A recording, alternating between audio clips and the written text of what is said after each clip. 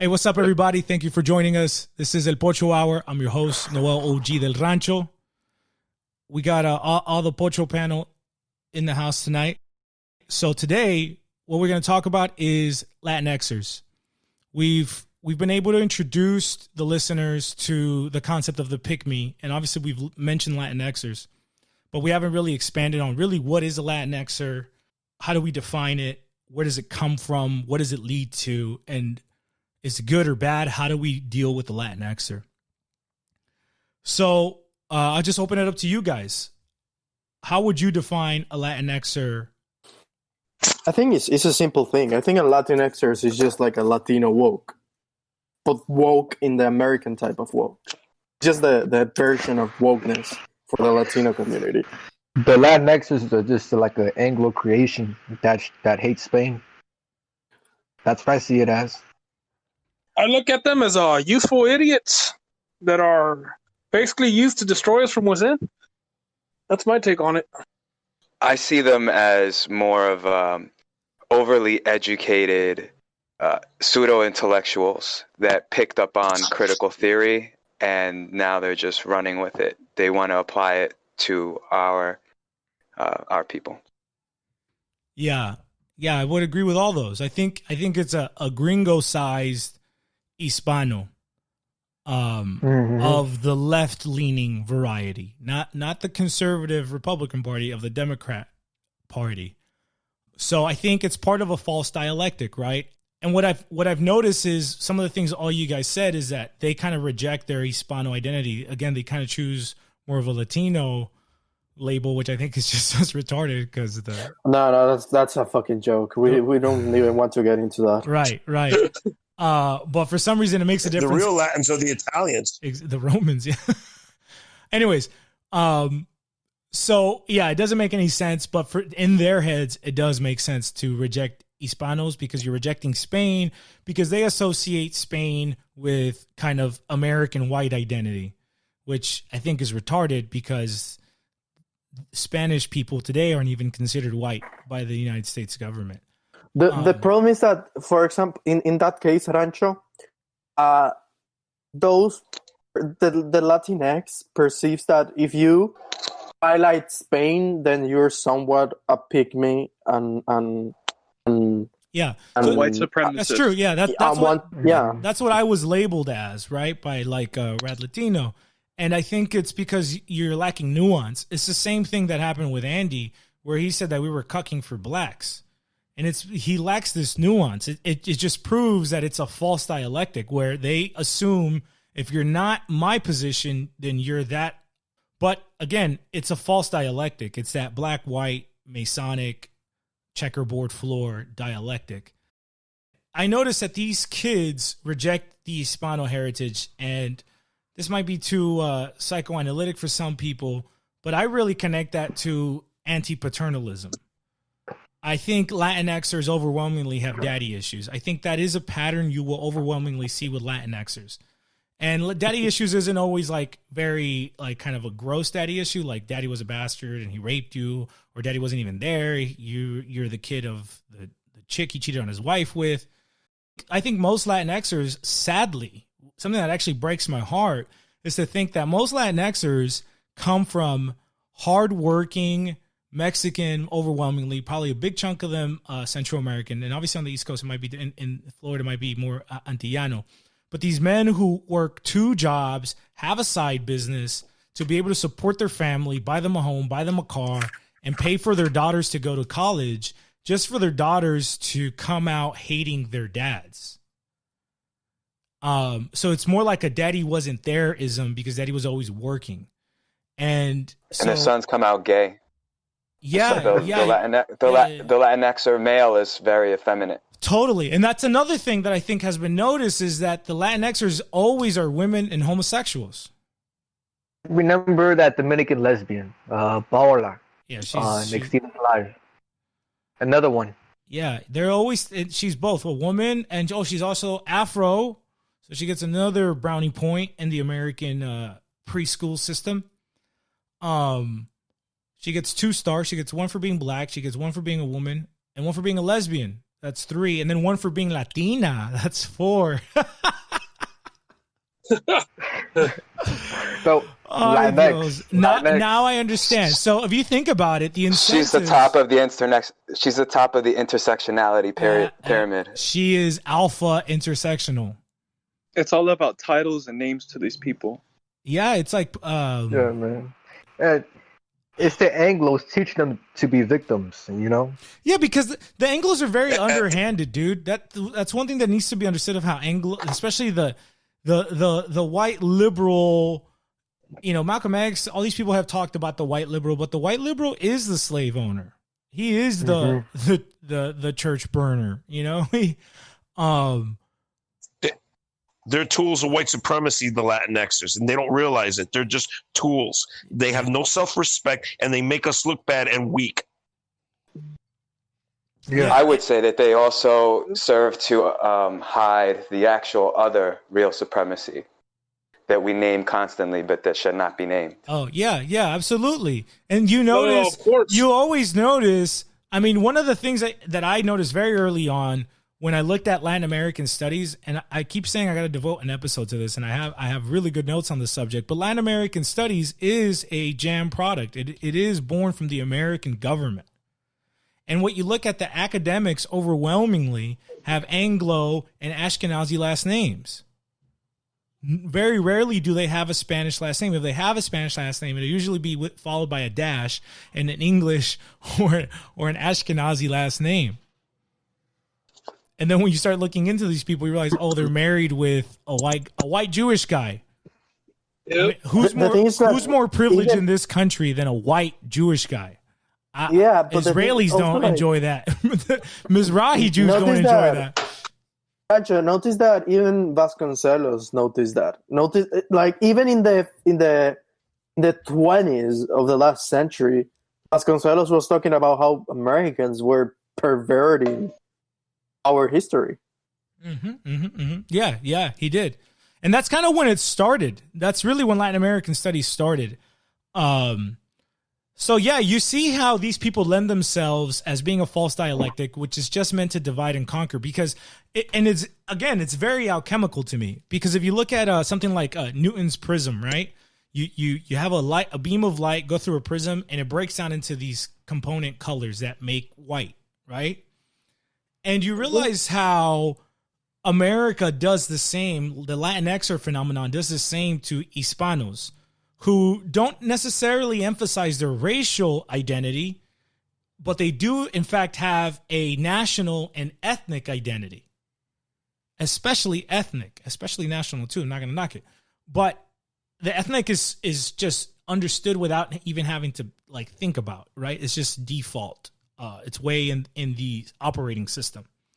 But the point is that the prism of Latinxers and Latin American studies is that it splits an Hispano who is, 30% Spanish, 40% Indian, and 13% Black into having to choose an identity. And so now Hispanos of African descent feel like, oh, I'm supposed to be Black. And Hispanos who might be whiter looking, oh, I'm supposed to be an Anglo. And then if you're more of a mestizo, not even mestizo, excuse me, a more Indio look, then now I'm an abused Native American from the Anglo colonies. So you see the alchemical effect, I'm not just bullshitting people when I connect alchemy and Anglos. Like, that is crucial. Anglos, the elites, have a tradition from even before Christianity and before the Romans. This is the island of the Druids, right? These were like top-notch magos, magicians, So you see it. You see how these people are using this strategy to conquer, to combat what? Combat the demographic snapshot, el momento hispano. Again, bring it back to demographics. Most Hispanos are in their 20s. For every one Anglo who's pushing 60, there's 4 Hispanos in their 20s. That's what this moment looks like. Now, if those 4 Hispanos have really strong roots, embrace the roots of their identity within the proper framework and hierarchy, and again, connect it to logos, right? To Cristo Rey. And they start forming families with these roots. Good luck. So you have to understand people like Huntington, which we covered in the last episode. People like Huntington are part of the Anglo elite academics who saw this tsunami coming way before. And to assume that this elite class that has been playing chess to stay in power for, a couple hundred years now, isn't going to go into some contingency plans, or isn't going to, or maybe even didn't foresee this problem back in the 40s or the 30s or the 20s, or maybe right from the beginning of the United States. Who knows? I mean, I give these guys enough respect. They're very intelligent. I'll give them that much. I think there are two. I think I want to combine the two theses. The idea that there's definitely there's definitely some machination or artificiality in the movement. Of course, I mean they come from engineering or alchemy. Yeah, they come from the elite universities: Stanford, Yale, Harvard. Those are the ones who promote Columbia. Those are the ones who promote this sort of stuff, and then because they promote this sort of stuff, the other colleges get influenced by that. Can I jump in on that? Because that actually leads me to what I wanted to bring up, which was the root of the Latinx ideology and where it comes from. So when you go back into where this ideology comes from, you'll notice, like you said, Haniel, that it comes from the universities. And you listed a few, but specifically Columbia University in New York City. And the reason for that being is where the Frankfurt School set up shop. And there is a man by the name of Rudi Deutsch. He was a German Marxist, Protestant, actually. When I checked his early life, he was a Protestant. And he promoted an idea called the Long March Through the Institutions. He took this idea from critical theory and from Antonio Gramsci. Mm-hmm. And basically, they wanted to figure out why the Marxist revolutions of the early 1900s didn't take off. And basically, they came up with, that the proletariat were still very tribal and they wouldn't join together. So he proposed that instead of trying to attack the institutions from outside, that they would subvert it from within. So they would place themselves, all the student communists, in positions of teaching. So they would be the professors, the teachers. Now we see it going all the way down to elementary school. They would also put themselves in the position of the media. And so they would take over the media institution. So what you see now is when these people come out of these woke colleges, they go out into the workforce. And now we're seeing the synthesis of corporate and woke. And so that's why you're seeing a corporate academic industrial complex. Right. And it's coming from a bourgeois class. And really, I saw an article at one point that basically all this bourgeois class is they're rising up to get their position now. They're, in their 30s and younger, and they're trying to now take over from where the boomers left off. So they are now putting themselves in the boardrooms. They're putting themselves in the institutions of higher learning, and they promote this ideology that came from the Frankfurt School, which came from Columbia and now is being taught in all of the classrooms all over the United States. But at the core of critical theory is Marty Horkheimer. Yeah. Horkheimer. Max Horkheimer, right? Can you define critical theory real quick? Yeah, so critical theory is a social philosophy pertaining to the reflective assessment and critique of society and culture in order to reveal and challenge power structures.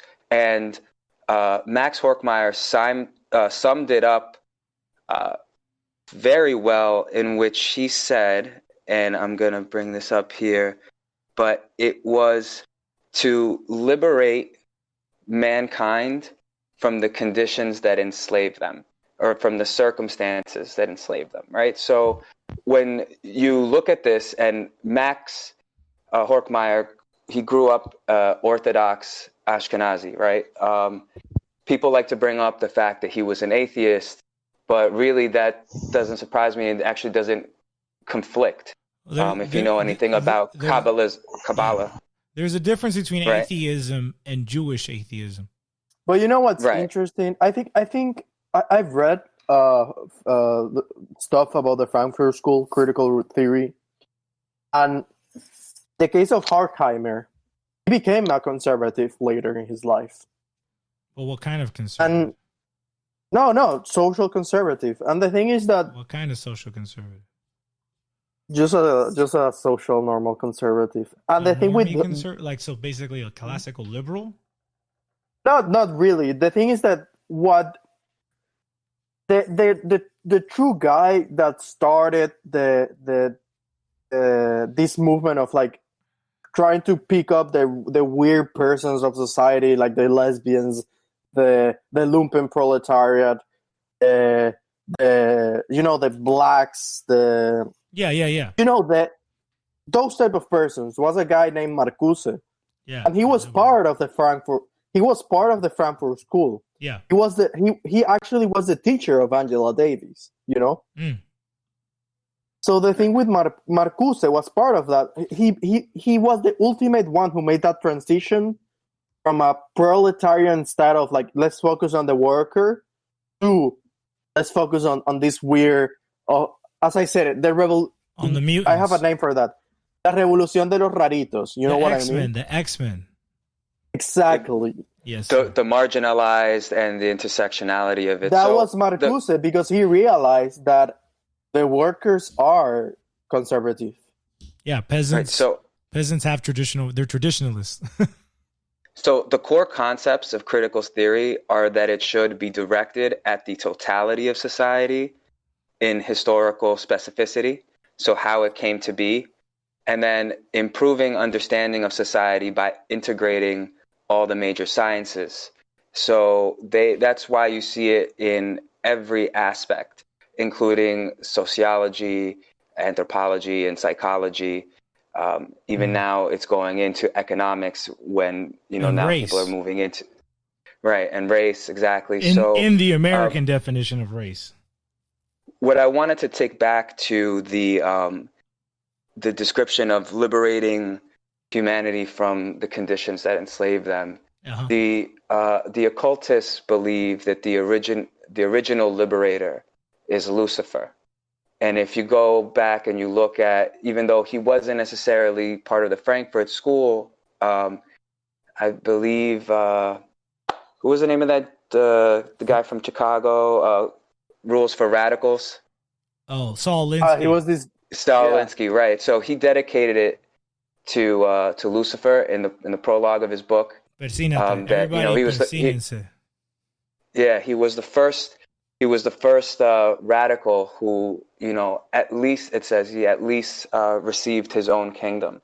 And so when you look at this ideology from where it comes from, the spiritual aspect of it, you see that it's liberating man from external conditions, which could be interpreted as order, natural law, morality, the hierarchy of the church, and patriarchy, so paternalism. So, this brings it back to this anti-paternalism. Yes, sir. And there it is. You see, I'm not crazy.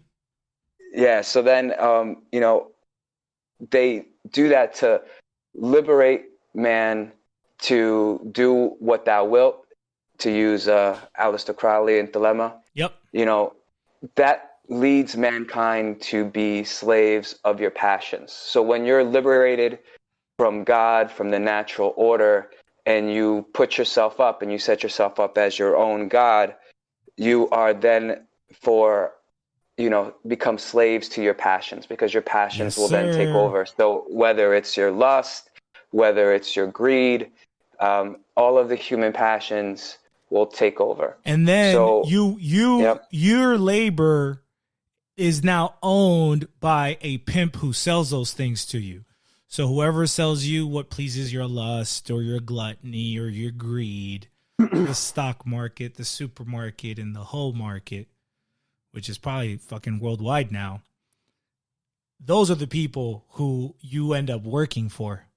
You get what I'm saying? Because I'm taking this from Marcus Aurelius to connect it here. You know, he talks about in Meditations about free me from these masters, free me from the master of drink or lechery or, whatever. Because these vices end up owning you. You end up being a slave to them. It's like a little vampire a little mosquito that's sucking your blood and all your labor. And I think grown men understand this, right? Especially, who've gone through kind of that phase in their life, and they see like, damn, a lot of my energy was spent on hoes, clothes, and automobiles. You know what I mean? And you see it in Mexican music now. But the system is getting drunk. The system is set up to, in a sense, extract the value of your labor, to be honest. Getting drunk, doing drugs. I want to go back to that relation between Lucifer and leftists and revolutionary movements. I think it's interesting how Marx, who was the founder of communism, Bakunin, who was the founder of anarchism, and all the liberals, or the English liberals romantic, view Lucifer as this sort of figure of inspiration. He's like a folk hero to them. He's Promethean. Yeah, it's Prometheus. Exactly. We touched on this in the last episode about Prometheus. Yeah, absolutely. But besides that, to go back to the question of the origins of the Latinx, I think, you guys mentioned the reaction of Spain. I want to highlight the Chicano movement in the end, who is like behind the Latinx. I mean, there's some conflict, but I wouldn't describe it as it's behind the Latinxer. I think it was just the first iteration. Yeah, it came before. Yeah, but the thing is with the Chicano movement, the origins of the rejection of Spain, of the Chicano movement, came from Mexico. Came from the ideology of the thing is, it was a perversion of the idea of Vasconcelos of the raza. Mm-hmm. Because the Vasconcelian idea of the raza is very Hispanophilic. Mm-hmm. In contrast, the Chicano and the revolutionary Mexican idea of the PRI, basically, of the raza, is very indigenous and Hispanophobic. So, and Vasconcelos was also was Christian or Catholic in a wider sense.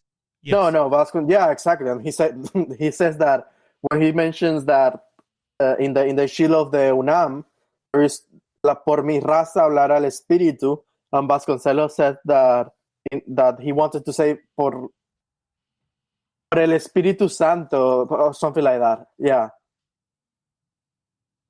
Yeah. But yeah, it's a complete rejection of the Vasconcelian idea of la raza. So there was still a strong relation in the 70s and the 60s between from Mexico in intellectual movements and the Chicano movement, Yeah. So let me understand. We talked about the importance of critical theory. And one of the things I think we need to highlight is, and I read this here off the Wikipedia, in sociology and political philosophy, the term critical theory describes the Western Marxist philosophy of the Frankfurt School, which was developed in Germany in the 30s by Ashkenazi Jews. They leave that out. and draws on the ideas of Karl Marx and Sigmund Freud. So they'll tell you that it's in Germany, but they won't tell you that these academics were Jewish. And again, defining Jew as a theological condition, one that rejects Christ, which Catholics, whether of the Roman variety, the Eastern variety, recognize that Christ is the Logos, the order, the natural order of the world, the way, the Tao incarnate. And by Jews rejecting Christ as their savior, they at the same time rejected order. This is something from E. Michael Jones, right? He's a person who's put this forth, but he's obviously not the only one. I think Rancho, in terms of the Jewish influence in critical theory, I think it's very important in the figure of Walter Benjamin. And I think Marcuse was also Jewish, Adorno, I think, as well. No, but in terms of Judaism as a political theology. I see what you're saying. I think it was really important in Walter Benjamin. I think it's real interesting for these woke Hispanos, Latinxers, to talk about white supremacy, and yet they take their worldview from German Jews and Anglos. I mean, you can't get whiter than that. That's as white as white gets. Definitely, but I think that the problem is, I think I'm a bit heterodox in terms of critical theory, because there's some sort of in their analysis, we can make traditionalist claim using critical theory. The critique of modernity, their critique of technique of the technique of rational. They call it rational instrumentalism. So there is some sort of potential to appropriate elements of critical theory to make them traditional. Who specifically exposed that? Which one of these German Jewish guys? I mean, these white guys. Which one of these white guys is the one who put that forth? You can find that for example, in Walter Benjamin. Walter Benjamin is basically the Nicolás Gómez Dávila of the left. You know what I mean? Mm. That's the funny thing. And he always talk about, instead of that, the purpose of the revolution, quotation mark, is not to progress, but to stop the train of progress. Mm. Right. So he's like a folky critical theorist. He's like what's that folky Jewish singer who's annoying as fuck, but all the boomers like him? Bob Dylan. Bob Dylan. Yeah, I think so. He's like the Bob Dylan of critical theory. So that's the thing. The thing is, I think we should identify the perversions of critical theory, but we should also identify some useful tools that they can offer to us.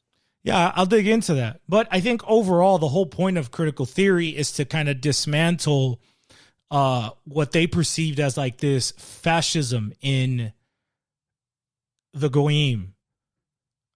But it's to dismantle everything. I would say that it's to dismantle everything. So like when you go back to the Kabbalah, there's this concept of releasing the sparks and ascending back up onto the tree of life. Marx said that the philosophers have only interpreted the world. The point is to change it. That reminds me of, what was it? Tikkun in English. Tikkun Olam? Yeah. But there's an English school, it was a lamb in sheep's clothing, the Fabian Society. And if you see in the shield, it's like this world in a fire. And I think it says, remake the world nearer to your heart's desire, right? So the whole thing with critical theory, it's they want to continuously critique any tradition that exists in order to invert, because the opposite of it is what they're seeking, and it's an inversion, and that brings you back to this Luciferian satanicness. But I also wanted to just real quick, the X means that gender fluidity, which itself is an inversion and is anti-God, because, you know, this says that God created them man and woman. And so now when you bring that X, you're saying that mankind can shape his own self, his creation, who he is. You can create yourself now. And so if you are born a man, you can become a woman. If you're born a woman, you can become a man. And that is at its core Luciferian, hermaphroditic. It reminds me of Baphomet, Gnosticism. And, you know, the whole point is to go against God's established order. And it's literally that X is so significant in that sense. And it hides so much in that, just that one letter that they changed to take out the masculine and the feminine in our language. Yeah, this that's is done really on purpose. Interesting. It's really interesting how that works. This is the issue that I see that jam culture has with Hispano civilization and culture, is that how do you alchemize those who cultural roots in their operating systems involve a language that's male and female, right? I mean, the language reflects the logos, right? The second root reflects the first root, if you want to connect it to that schema. And I think they're having a challenge.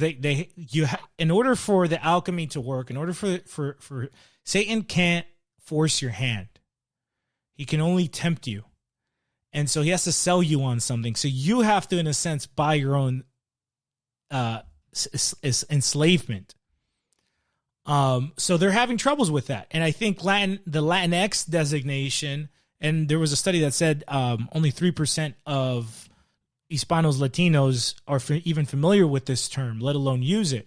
Yet we see it a lot because obviously the giant corporations of Jamalia have bankrolled this stuff. And I think when we're talking about the Frankfurt School, it's also really, and the Ivy League, it's really important to talk about the foundations, right? It's important to talk about the Rockefeller Foundation, the Ford Foundation, all these huge, basically these old blue-blooded WASP families who, in order to not pay taxes, created these foundations to basically rule the world. And they wanted to fight back real communism with random Western communism, you know? Yeah, that doesn't even make sense to me. Like, that's the official story, but that doesn't even make sense. I think that's the official story that they go with just to kind of wash their hands from the crime. You know, it's like, and you see early versions of this in Henry, in Elizabeth, in Cromwell. You see this fusion of basically what did it say? It said Western Marxist philosophy. They own the copyright on West. When you're saying West, the epitome, the pinnacle of the West is England, and its children. You know, more than anybody else. Even Solzhenitsyn said that the people behind the Bolshevik Revolution were not Russian. You know, it was jam culture. Right, a huge majority of them were actually Jews from Manhattan. Yes, sir. To be honest. Yeah, exactly. It was jam culture. They're the first Bolsheviks. So we're seeing how jam culture is very Promethean. It's satanic. It's Gnostic. It's Luciferian. It's Masonic. It's Masonic. It's Anglo, and it's Jewish. There's a movie Kabbalistic by Alejandro Jodorowsky. There's a movie by Alejandro Jodorowsky, and it's called The Holy Mountain. It's filmed in Mexico. It's a really bugged out movie for anyone who wants to see it. But the whole thing is Alejandro Jodorowsky. So it's Jodorowsky. He was a Chilean French filmmaker, and it's called The Holy Mountain. It's a cult classic. It's all about the occult. It's all about alchemy, Kabbalah, tarot, everything. And in there's a scene where he goes and he meets this master alchemist who's going to teach him the secrets of enlightenment. And he has to first distill everything from within him, right? So they literally take the excrement that he has to shit out, and they distill that. They distill it, and this movie is very anti-church. So there's very anti-Catholic theme in this movie, of course. And so basically, after they distill all what they call, the alchemists will call the dross, all the bad impurities within oneself, they can turn that then into gold. And so it reminds me of how critical theory distills everything into these component parts. You know, LGBT, feminism, take it back to Latin Americans, Afro Latinos, indigenous. Taking it back right here, real quick, and I'm gonna let you finish. But taking it back real quick to Newton's prism. Newton was a big time wizard. He's a big time alchemist. Please go on. Right. So, you're distilling these component parts. Yeah, you're dividing and conquering. Because, again, let's go back to El Momento Hispano. How do you deal? I am pushing 50. My name is, I don't know, give me a Judeo-Anglo name. Jacob Rothschild? Rothstein. Whatever. Johnson Stein. Whatever. Rockefeller Stein. I'm these people, right? I'm pushing 50. I have a bunch of inheritance. I got a bunch of kids, or people who need to, maybe not. Excuse me, not a bunch. they're less and less every year. Who I need to kind of throw the baton to, but these people who we've been at war for the last 200 years in a kinetic way. But even before that, spiritually, we've been at war with them for a very long time. You can connect the Druids with the Romans, and you can connect the Old Testament Hebrews with the Romans, or up to the New Testament, fighting with these people. So you see that the war is really, really ancient. There was a video from No More News, which the channel got sucked, but it was literally just all of these Kabbalistic rabbis talking in their own words, their own video, talking about Amalek. And Amalek is who they're fighting against, who they need to destroy. And one of the interesting things about it is that they mentioned that Amalek is not just whites or Germany, who they saw as like the epitome of it, right? But it was also anyone who spoke a Latin-derived language. That Amalek was originally in Rome, and they call it the literal embodiment and spirit of evil. And so that they need to destroy Amalek, even man, women, and child. And after he made that video, that was it. The channel got taken down. That was the last straw, because you can't. I think talk about. But I think that is explained that is explained because of the Jewish hate towards Rome. That's a very normal thing. And the Protestant, that is related with the Protestant hate towards Rome. Yes, but that's because of like the relationship that the Jewish people had with Rome. But that even started right at the start of the Reformation.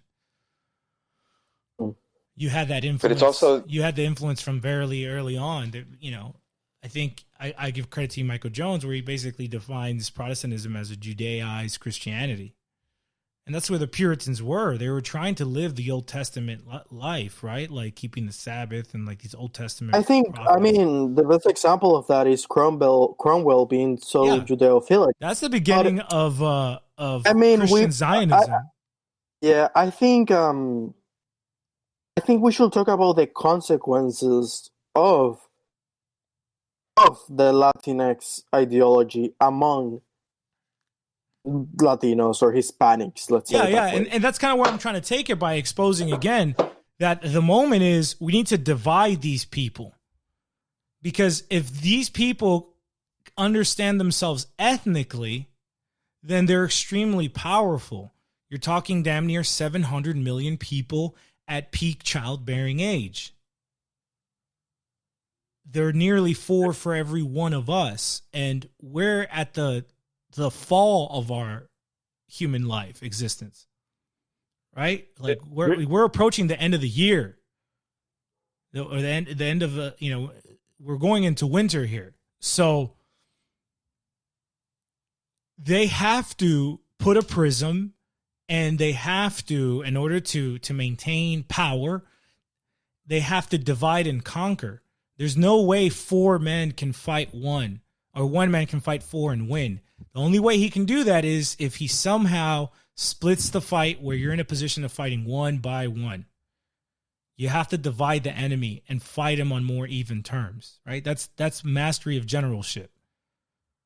So they fracture Hispanos, right? So that's why we have all this conflict of what is a Hispano. The Hispanos want to embrace this Afrocentric view. The Chicanx wants to embrace this indigenous view. It's not. It's not even Afrocentric. It's Black American centric. Let's be real. Let's not give them too much credit, because one of the things that needs to be done is this copyright that gringos suffer from, whether they're white gringos or black gringos, where they think they define black, white, Western. And again, I'm all for letting these people keep these copyrights, but it's like, understand the word alchemy and understand who defines those, who controls those definitions, and where does it put them in the power structure. But please continue. And here's the thing. The one branch of the people who run Jam, they're still butthurt over what the Romans did under Adrian when they threw them out of that area. And then another group are still butthurt over the beating Philip II gave them in the First Anglo-Spanish War. So they have a grudge against us, because the people that run Jam, they know their history. They know we're their traditional enemy. They know we're another form of Rome in the New World. That's right. So they want to break us up. That's right. And control us.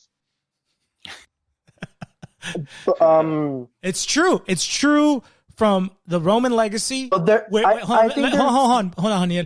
This is very true what you just said. It's true from the Roman legacy, which Hispano-Americanos inherit through the second root, through the Spanish paternal root. We inherit that. And it's also reinforced by our Catholic faith, the apostolic Christianity that has been persecuted up until the time that Constantine made it legal. And then over time it became the official religion of the empire and its modern inheritors. So it needs to be understood how our ethnic cultural roots, 2 of them, automatically position us to be enemies to Jam culture. And that's something that nobody controls. You're just born in the fight. Now you can take it apart and see what's righteous, and I'm more than happy to present that argument. But the fact is, whether you agree with the fight or not, they're putting targets on your head. They're scheming for ways to keep you balkanized and subjugated, and to be able to extract wealth from the land you hold domain over. So that's crucial. And capital, our labor. Our labor is another resource. We have to realize this cold reality. We have to embrace it and realize this is the world we're living in. This is the battle that you woke up in. What are you going to do?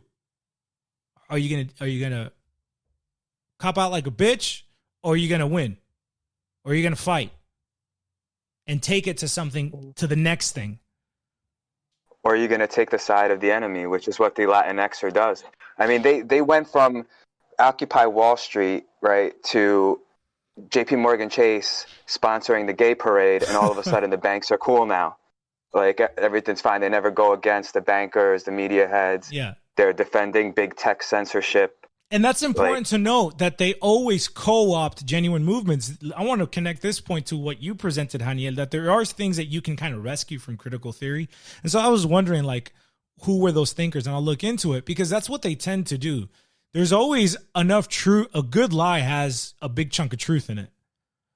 You know, I mean, look at the Chicano movement initially. I mean, in the end, what is behind us? What is behind Aztlan? What is behind their neo-Aztec ideology? A LARP, a fake ass LARP. Because a fucking LARP, but behind the frontiers of Aztlan are the ones of the Viceroyalty of New Spain. You know, that's a funny thing. Yeah, exactly. Aztlan became Catholic. And what brought? I'm sorry, Alex. And what brought Nahuatl to the Southwest were the Spaniards. Beyond that, in their affirmation in their LARP affirmation of a past that is not also Aztlan was also a mythology promoted by the Spaniards, emphasized by the Spaniards to conquer the Southwest, you know, because they thought that. Actually, so the thing is, the Aztecs had the myth about that there was this land called Aztlan in northern Mexico, so the Southwest, Utah. They had a precise geographical location. Didn't have a precise geographical location. I know. But it seems these people came Spaniards. And the Spaniards so they hear about this mythology and they said, oh, maybe we should go to the Southwest and see if they have this beautiful land, gold. maybe with exactly. So badass women and gold. In their LARP affirmation of the indigenous past, what is behind that essentially is New Spain, you know? It's the Spanish conquistadors. And that's something that they don't know about history. But I think there's even more irony to it, Daniel, and it's that most of these fools don't come from Aztecs. Okay? Exactly. The Mexica is the Valley of Mexico. It's a very small chunk of Mexico as a whole. So chances are you're not even from these people. You're probably more than anything from these Aztecs' brutal enemies who joined the Spanish to take down the Aztec Empire. So it just shows you the fantastical LARPiness. I always say this, and I say it halfway as a joke, but it's true. Ashkenazis LARP like they're the ancient Hebrew Israelites. Anglos or white people in America LARP like they were Romans. And Black Americans, Black Gringos, LARP like they were Egyptians. Like everybody's LARPing. I mean, blacks LARP as if they were everything. To be honest, and they've LARP like they invented kung fu. But the thing is, blacks got that from Gringos. Gringos LARP on the same thing. They call them snow taps, right? The snow taps basically believe that there was like a redheaded white man behind every invention in the world, you know, and he was from Boston or something ridiculous, from the suburbs of Boston or something ridiculous. So it's not just blacks that black Gringos who do this. White Gringos do the exact same shit, and Jewish Gringos do, if you want to call them that, do the exact same shit. Like Ashkenazis are not related. Palestinians are more related to the ancient Israel nation genetically than Ashkenazis are. Ashkenazis come from the Khazars, which were a Turkic tribe that converted to Judaism. So, you know, I think the Bible talks about fake Jews who say they are Jews but are not. Who's a Bible guy? Synagogue of Satan. They say the Satan. What's the scripture that says that? What's the scripture that says that? We predicted there was going to be a certain group in modern times, which is now that's going to fake as Jews, and that's when he said. Who said that? Did Jesus say that though? It said in the Bible, it said that. Yeah, he said that there's going to be a group of people that fake as the Jews, and that's going to be the synagogue of Satan. I don't know the exact verse, but it said it's Revelation 2:9. So it was Revelation 2 verse 8. Yeah, so it was Revelation 2 verse 8. It was St. John who wrote it. So, and to the angel of the church, the one who said, how does it start? In the beginning was the Word, and the Word was with God, and the Word was God. But it comes from the Greek word logos, which has a much more complicated definition than word. Word is just one way of saying it. One way of understanding it as well is Tao, right? From the Chinese ancient tradition. It's like the order of the world. It's like the schema behind all schemas. When God spoke and made the word, made creation manifest. Let me say it real quick. It's Revelations 3:9. Behold, Revelations 3:9. Right there you go. Yell it. Revelations 3:9. Behold, I will make them of the synagogue of Satan, which say they are Jews and are not. That's basically it. And so, Christ is saying that. Christ is saying that in John. Just to be clear, this is Revelations. Yeah. So it's Saint John. It's Saint John. But it's not John saying this. It's Christ saying it in Revelations. Correct? Oh yeah. I believe so. Okay, I just want to make sure. Go ahead, Hania. I wanted to say that so there's this thesis that there's sort of like this top-down influence, centralized influence over the Latinx that created the Latinx, and I think you guys really highlighted that. But I will like propose another thesis, which is sort of like this mix. I think there's like, of course, there are like top-down institutions, hierarchical institutions like universities and all of that influence the the Hispanic community. But I think there's a situation of anarchy, going around in which you have institutions, then you have multiple institutions that are not necessarily connected with each other. They're in this sort of like this anarchic, chaotic relation that influence the Hispanic community. I mean, and I think it's hard to say, the roots of the Latinx is this precise thing or this another precise thing. I think it's a multiplicity of things, and I think a good way to explain that is by highlighting the regional differences, with the Puerto Ricans and Dominicans in New York, and maybe the Cubans in Miami, and then the Mexican Americans and Central Americans in the Southwest. And I think that if we went to that approach, we will understand what are the regions of those movements. Of course. There's always, again, a symphony of things that create this. We're talking about the intellectual roots here. We're talking about like the spiritual, esoteric roots here. But again, you cannot be your hand is not forced. You had to have wanted to dance with the devil. And the way that the Hispano world danced with the devil was through largely masonry and liberalism. Whether it's direct masonry by some of the people who created the independence, but more of like a generic cultural masonry, which was liberalism. Okay. A residual thing. Yes. Yeah. Yes. Haniel, to bring up you characterize it as chaotic. It reminds me of the Masonic phrase "order ab chaos," order out of chaos, and also a type of magic called chaos magic. That was popularized by Robert Anton Wilson, and that's why you see things as so chaotic today.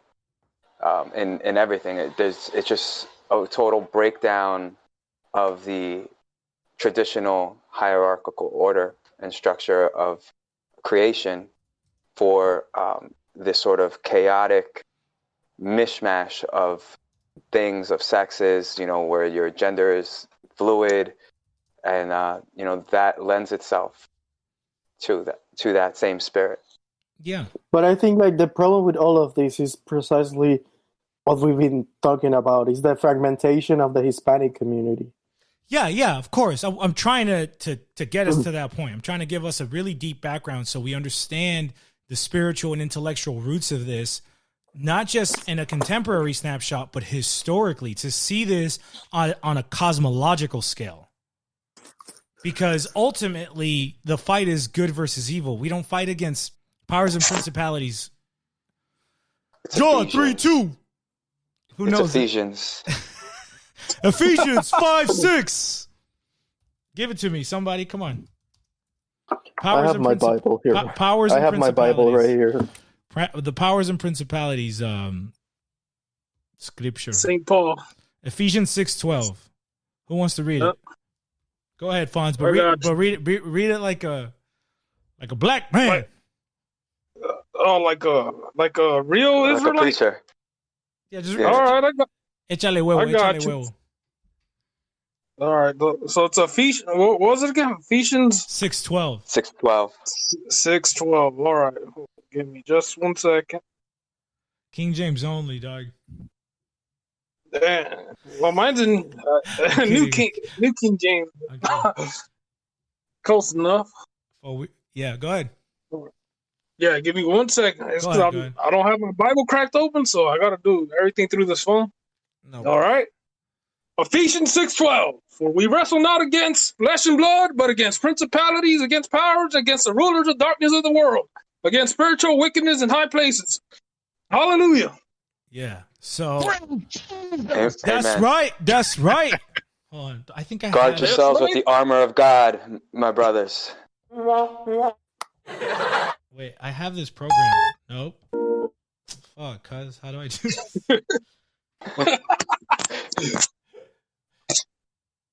Here it is. Ready? That's right. Okay, never mind. Anyways.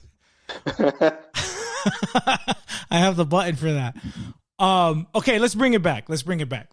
So we've given people, again, a cosmological understanding, worldview understanding, historical, spiritual understanding of critical theory, which is where the Latinxers come from. And yes, during this whole time, Hispanos within the Hispano world have been contributing to this chiefly through independence and the Masonic take on independence.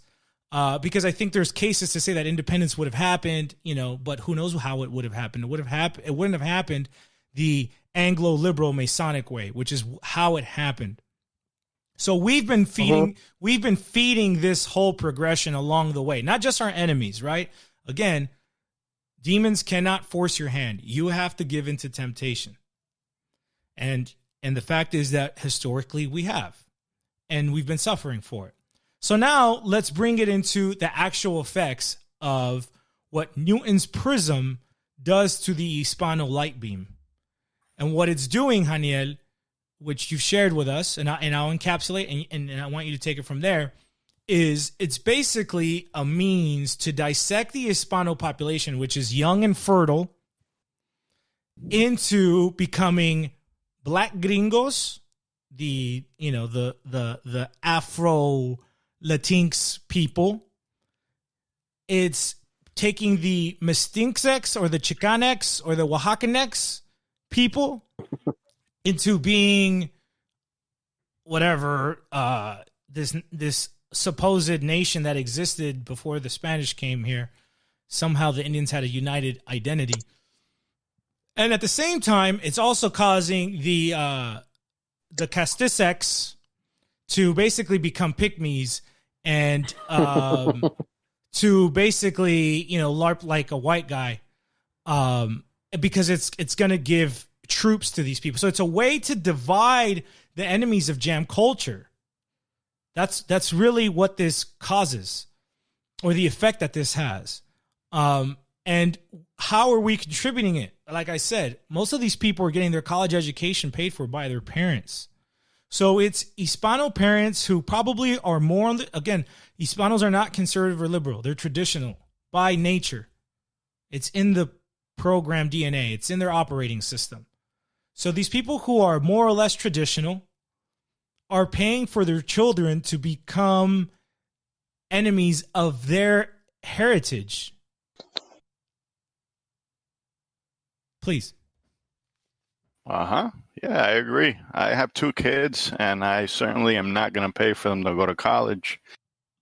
I just, wouldn't want to abuse my child that way, to be quite honest with you. Unless you're doing something that you need a credential for, medicine, law, perhaps engineering, something like that. Yeah. Why send your kid to go get indoctrinated? and like you said, come out with green hair or gay or whatever the case may be. And the reality is that people are getting in debt to do that. Oh, right. And that's really the thing behind it. You know, this is just another trick, another alchemical trick to extract wealth from hardworking people. And they're getting in debt. You said it. It's like a double whammy. Yeah. The parents are getting in debt. The kids are getting in debt. And so they're putting off family formation.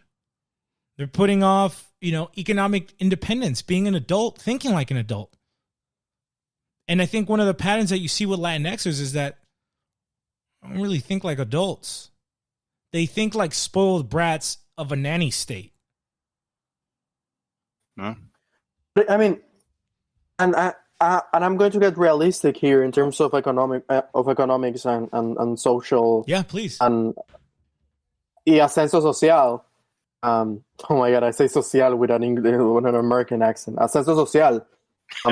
Ascenso social. Yeah, that's something like that. It's okay, man. It's okay. But the thing is, there are alternatives. There are some colleges that you can find truly Catholic ones, not Notre Dame, not Georgetown, but University of Dallas is a good example of that, which are very traditionalist. The founders of University of Dallas were traditionalist Catholic.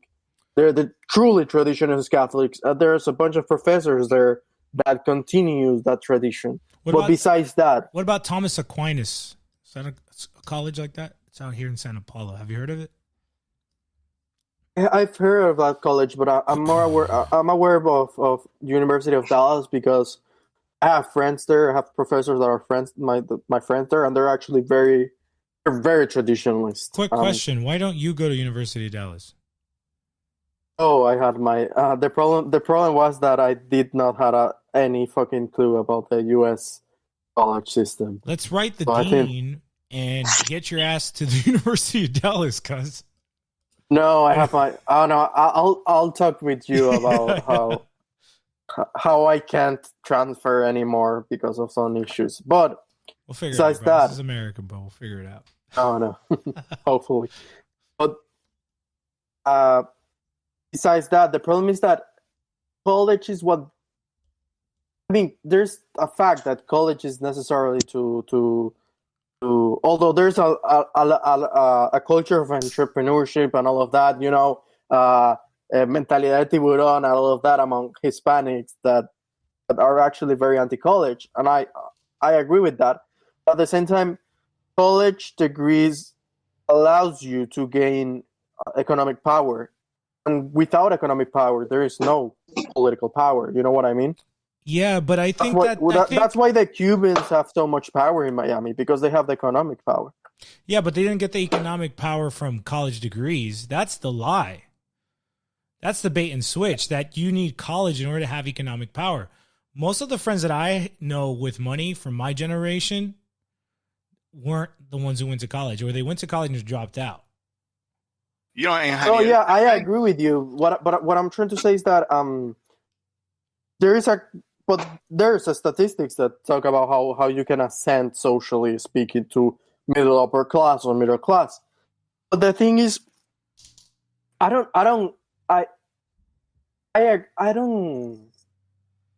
think because my own experience, I think my parents raised me to have a strong individuality, not in terms of individualism, not in that sense, but a strong individuality in the Catholic sense. I mean, if you notice, Catholic countries tend to have very strong individuals in terms of personality. But, no, I agree with Haniel, lo que está diciendo, but I think it's less and less so every day. And I think it's more of what you're saying. I think now it's more, like trade schools, get a good union job, that kind of sort of thing. But start your own business. Start your own business, exactly. I mean, but not everyone can be an entrepreneur. You know what I mean? In America, you can. as everyone gets college degrees, it becomes less. It becomes less and less valuable. I think what you have to highlight here is the concept of industrial complex, because we touched on the corporate and academic industrial complex, but banking is another industrial complex that also synergizes with the academic sector to basically sell people loans. This is big business, especially because it's guaranteed by the federal government. It's guaranteed by the same people paying taxes. So colleges are endowments machines, basically. And let's think about the colleges that control the American society and have influence over the world through the media, through the UN, through corporations. And it's disgusting. It's the Ivy League schools. And who endows... I was thinking about this. Wait, hold on. And who endows those schools? Jam elites. Yeah, and I was thinking about this. You know, everyone criticized... I was thinking about Cardenal Cisneros. He was the one who organized the Inquisition in... he organized the destruction of the library of the Nazaríes in Granada when Spain conquered Granada, you know, and he said, "Oh, we need to burn the library of the Nazaríes." And I was thinking, this. At first, I thought, this is such a horrible thing, you know, all the knowledge that we are losing, you know. Then I'm thinking about universities like Harvard or Yale or Columbia that are basically decadent universities, you know, the root of all evil, I will say. Yeah, the secret societies get their leadership from them. And then I understand. So Cisneros he was intelligent, just as Cisneros burned the Librería of the Nazaríes. We should do the same thing. I mean, not literally. If there's some weird people, let's see it figuratively in Minecraft. Yeah, in Minecraft. We should do it in Minecraft. We should burn Harvard, Yale, and all of that in Minecraft. God will deliver. God will deliver our enemies to us. I understand what you're saying. I think it's real funny because I connect to it from personal, right? Like, I'm someone, my mom was basically a Sandinista LARPer, right? She's from that generation. Mm-hmm. And my dad was like a kind of Miami Vice playboy. He came from like that school. And I can hear the soundtrack. Yeah. Yeah. Push it to the limit. That and so I didn't grow up religiously at all. Like, my mom's a product of the Cold War. And again, it was kind of like that proto phase of like, my mom still like says she's Catholic, but that's where that liberation theology crept in. And that's where that Catholicism is the religion of a conqueror, that they forced the Indians and they would torture the Indians if they didn't convert, which is a fucking lie. So I didn't grow up with that. And then, and so automatically you do have like this stance of like, oh, that's fucked up. Why would they do that? Why would they, the Spanish Inquisition, the Spanish, like, oh, dads are mean. In other words, whatever the fuck it is. But then as you become a man, you come to realize like, damn, everything that like your grandma said, that's the devil. She was fucking right. Like when like Pokemon or Smurfs, like those are demons, or like this music, like, oh, that's demons in your music. I've come to the point in my life personally where I'm like, damn, shit, my grandma was right. Savonarola was right. Cardinal Cisneros was right. Like, this is of the devil. OJ, I can give you a perfect example. That Argentinian chick in Spain that you always like post a video of her. Like, that sounds like some incantation. Wow, God. I saw that. You already knew exactly what bro. It's like, hey, what are you guys talking about? Hey, that girl, right? Yeah, it's the like artist or no? It's like the succubus bitch, Natasha Hapa. Yeah, she's a Natasha. Oh no, she's an audience. No, Nati Peloso or something like Nati that. Peloso, yeah, she's like Pelosi, that girl. She's not Pelosi from the United States, Pelusa or something like that. She's yeah. She's like a Spaniard Argentina girl. No? Yeah. But in the video, she looks like a mestiza and she thick. And so she's a caballo, bro. I've seen her. And so they're trying. Oh yeah, bro. I see you. They're trying to, obviously use sex because the girl, has some kind of sex appeal. But yeah, it's definitely like Luciferian. It's like an incantation. I remember one time, dude. I had a long road trip from LA to Seattle, and I think we were driving back. And on the way back, we stopped by like this grotto shrine to the Virgin Mother. It's a Roman Catholic shrine in Portland. It's just a really beautiful place if you ever go to it. I think it's called the Grotto. Anyways, once we left, I remember like 3 6 Mafia kicked on in the playlist, and like, what the fuck? Dog, you could feel the energy in the car. You could feel like these fucking demons just crept in. And I immediately kicked it. As soon as I felt it, I kicked it into Gregorian chant, and it just kind of all washed away. And that's crazy, bro. No, tienes razón, porque sound is just vibrations, and vibrations is energy, and demons and spirits is just another form of energy. Are. All these catchy songs are spells that get stuck in your brain, and you can't help but fucking sing them, even if you hate them. Some music address the higher faculties of man, and others address the lower. So exactly. You want a nice melody. You don't want a beat per se. That's kind of a brute way of saying it, but yeah. Yeah, it's an inversion of what's true, pure, and beautiful. Notice how was the popular music of medieval times. It was hymns to Maria, to Santa Maria. And even after that, and here's where you could really see the difference between jam and Hispano culture. That even though Hispano culture has like kind of derailed itself from its Catholicity. And there's questions where even Hispano-Americanos were ever properly catechized. But I think it's neither here nor there. The culture was. And if you look at Hispano-America, the folklore is still alive. You can go to any country of Hispano-America, even the most progressives, and you will find folkloric music still being made and recorded. And the themes in the folkloric music are always el cortaje, se dice así, courtship. ¿Cómo se dice, Daniel? Cortejo es la palabra así, Yes. The blues, basically from overworking, right? These things that, in a sense, the man, the everyday man, can kind of relate to from a personal experience in life. Not like this LARPy aspiration of like, I'm going to drive a Benz next year. Yeah. And what you notice is that Hispano music is still live instrument based, right? Yeah. Like the salsa, the tango, the bachata, anything, the banda. Exactly. None of this stuff is made in a digital beat machine.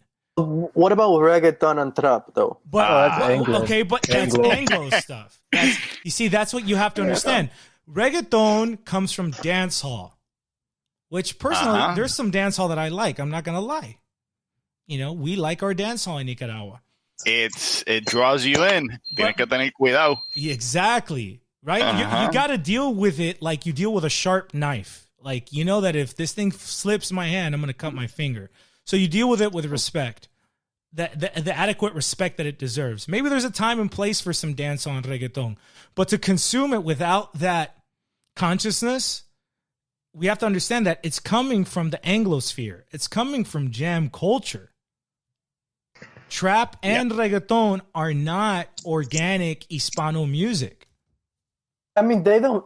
I agree with you, and they don't feel that they have like sort of this like telluric relation with their land. You know what I mean? Yeah, it's very cosmopolitan. Exactly. So you wanna get into some interesting is that there's some belief that Satan, Lucifer, was in charge of the choir and the music in heaven before he rebelled. And there's a verse in Ezekiel 28:13 says, "Thou hast been in Eden, the garden of God." Wait. Slow me down. What's the chapter? Ezekiel 28:13. So Ezekiel 28. Let me let Fonz yell it out. Fonz, can you read that? Ezekiel 28:13. That's the only verse, Moy, or is there more verses? No, I think it's just this one that they get this idea from. Fonz, let Ezekiel me know. 28. All right, hold on. Give me a second. That's right. Yeah, he was the leader of the choir in heaven before he rebelled, and then I think Gabriel took his place. Okay, so this is about Satan being a choir leader, right? A musician. Yeah. Okay, that would make sense with so many musicians saying that they cut deals with Satan to get 100. You know, interesante. Yeah, that's creepy. That's creepy as hell. Okay, Ezekiel. Hold on, Ezekiel. What? Get to me one more time. 28:13. 28:13. All right. Got you, fam. Give me a second. Have you all ever thought that maybe Lucifer's a female entity? He's androgynous. Yes. He's both female and male. I'm pretty sure he was a dude for some reason. He gay. I don't think he has. Yeah. Have you guys ever seen the movie? He looks like Bad Bunny. Have you Wow, yep. Have you ever seen the movie Dogma? The movie Dogma with Oh, that fucking movie. That movie's funny. So much blasphemy in it. I know, but it's fucking funny. And yeah, it's fucking hilarious. I'm not gonna lie, my ass off to it. Dogma. What's it called? Dogma. Dogma. It's like where Jay and Silent Bob come from. But it talks about how Kevin Smith. Yeah. It talks about how the angels, it shows like the angel, like an angel pulls his pants down and like it's just like a Barbie doll. Like they don't have anything. Yeah. All right. Let me read it. Let me read it real quick. Okay. Oh, this movie. Okay, yeah. Ezekiel 28:13. You were in Eden, the garden of God. Every precious stone was your covering. The sardis, topaz, and diamond, beryl, onyx, and jasper, sapphire, turquoise, and emerald with gold. The workmanship of your timbrels and pipes was prepared for you on the day you were created. I'm assuming that's talking to Satan. Hold on. Let me go to the next verse. Is that the verse, Moy? Yeah, that's the verse. So it's saying that the workmanship... Let me continue reading. Go ahead. Let me continue reading. Let's see. 28:14. You were the anointed cherub who covers. I established you. You were on the holy mountain of God. You walked back and forth in the midst of fiery stones. So that's fine. We can leave it there. It seems like it says that the workmanship of like tabrets. I think tabrets are what, like well, it says timbrels. Timbrels, there you go. Okay. Yeah. And of thy pipes was prepared in thee in the day that was created. Well, it does say that the angels sing to the Lord, right? Like here's something to take from Gregorian chant and Byzantine chant, and in the Orthodox churches you see this a lot, where it's the hymn of the cherubim, and it comes from Ezekiel, where essentially the angels in heaven are perpetually singing in praise and glory of the Lord. And that's all holy, holy, holy, right? Yeah, exactly. Holy, holy, holy. So, and which is kind of like what is it? Type of the Trinity. Yeah. So it would make sense for Lucifer to have been the chief amongst the musicians, which is really interesting to connect. And I don't want to like get too spun off on the Bible here, but to David, King David, because King David was a musician as a boy. Mm-hmm. There's also something called like negative mantras, right? So if you take mantras from like the Hindu and the Vedic concept, these vibrations evoke powers. And so if you look at the last mantras of this last lockdown period with COVID was, I can't breathe. So literally affirming that you can't breathe. COVID, you can't breathe, right? So the thing that attacks your lungs. And then also there was, this is an old one, is no justice, no peace. And I remember looking outside my apartment and watching a protest walk by the street, one person leading on a microphone saying no justice, no peace, and the rest of the crowd following them as if they were literally enchanted, saying no justice, no peace, which is a negative affirmation with the word no, in terms of saying there is no justice, there is no peace, manifesting that. Ooh, that is let me apologize for this low IQ shit I'm about to comment, but you know what I thought when I can't breathe? I thought of the old George Lopez stand up.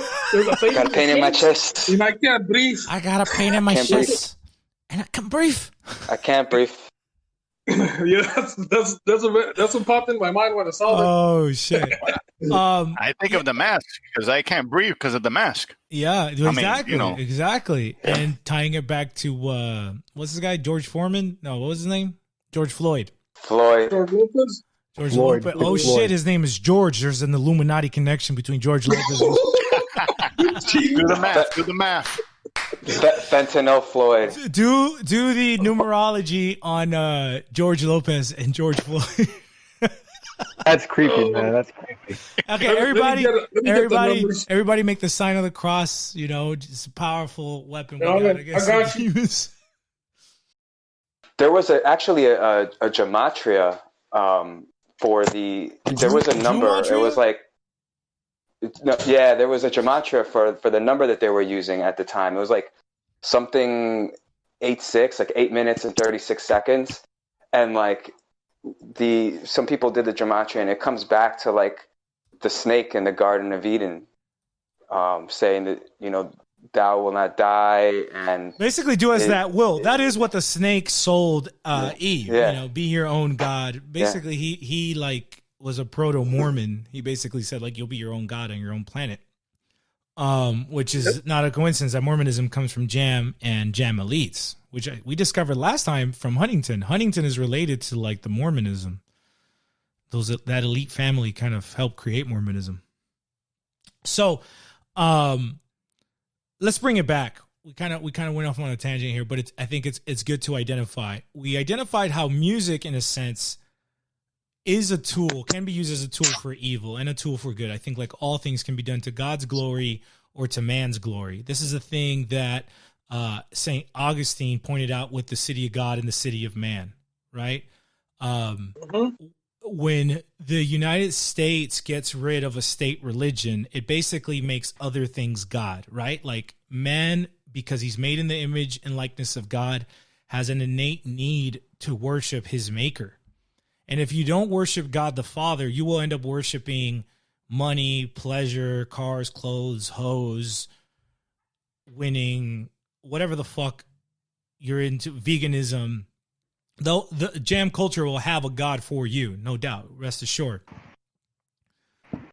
But I think one of the ways to understand ourselves here is that whether this is not to paint the pink legend, La Leyenda Rosa, about the Spanish Empire, because man is imperfect. Where we live, this is the fallen world. But this is something that I think his name was Gustavo Bueno harps on. I think he's an Argentine or a Spanish Hispano. He's from Spain, but he talks about el imperio depredador y el imperio generador. Huh? El imperio generador. Yeah, he talks about the generative empire and the degenerate empire, or the extractionary empire. Yeah, depredator. The depredative empire. And what you realize is when you compare the Spanish Empire to the British Empire, you really see that. You really see the difference of how Spain, there was always this tension between kind of these commercial interests and these like spiritual interests, right? The priests were fighting against the adelantados, the conquistadors, basically the whole time. But the point is that the wealth of the Americas was invested in the Americas, right? That's where all these cities were founded, all these churches, all these universities, all these convents, which were overwhelmingly manned and staffed by Indios. The Indios benefited themselves from it. You know, I think in a way it can be argued that Indios also used the Spanish in a sense to kind of create something new. To say that the Spanish were the only ones that benefited from that relationship is, I think we can all be grown-ups and look at the historical record and look at the evidence and realize that wasn't the case. So Spain was a generative empire. Whether men benefited from it and corruption's always there, the Spanish Empire was an empire to the glory of God.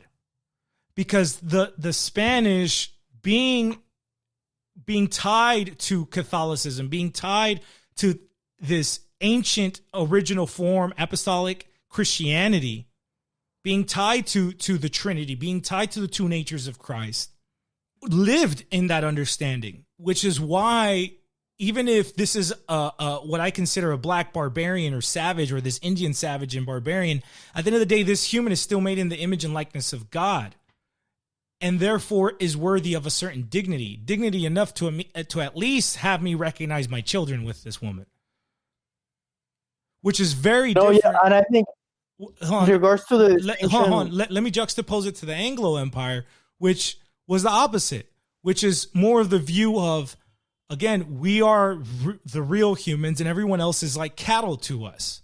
And therefore we can't really mix with them. We need to keep this quote unquote racial purity because they're not worthy of our seed.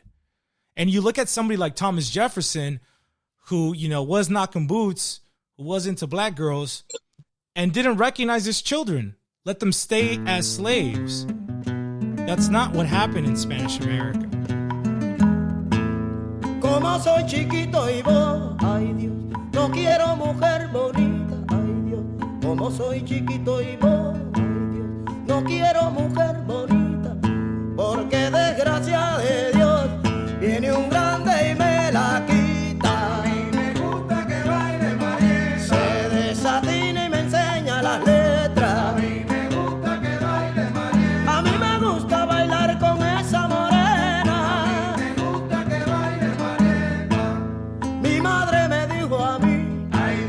Que cantara y que gozara. Ay Dios. Mi madre me dijo a mí. Ay Dios. Que cantara y que gozara. Ay Dios. Pero que no me metiera. Ay Dios. En camisa de 11 varas. A mí me gusta que baile María. A mí me gusta bailar con esa morena. A mí me gusta que baile María. Se desatina y me lleva a la fiesta. A mí me gusta que baile María. Elena, te estoy llamando.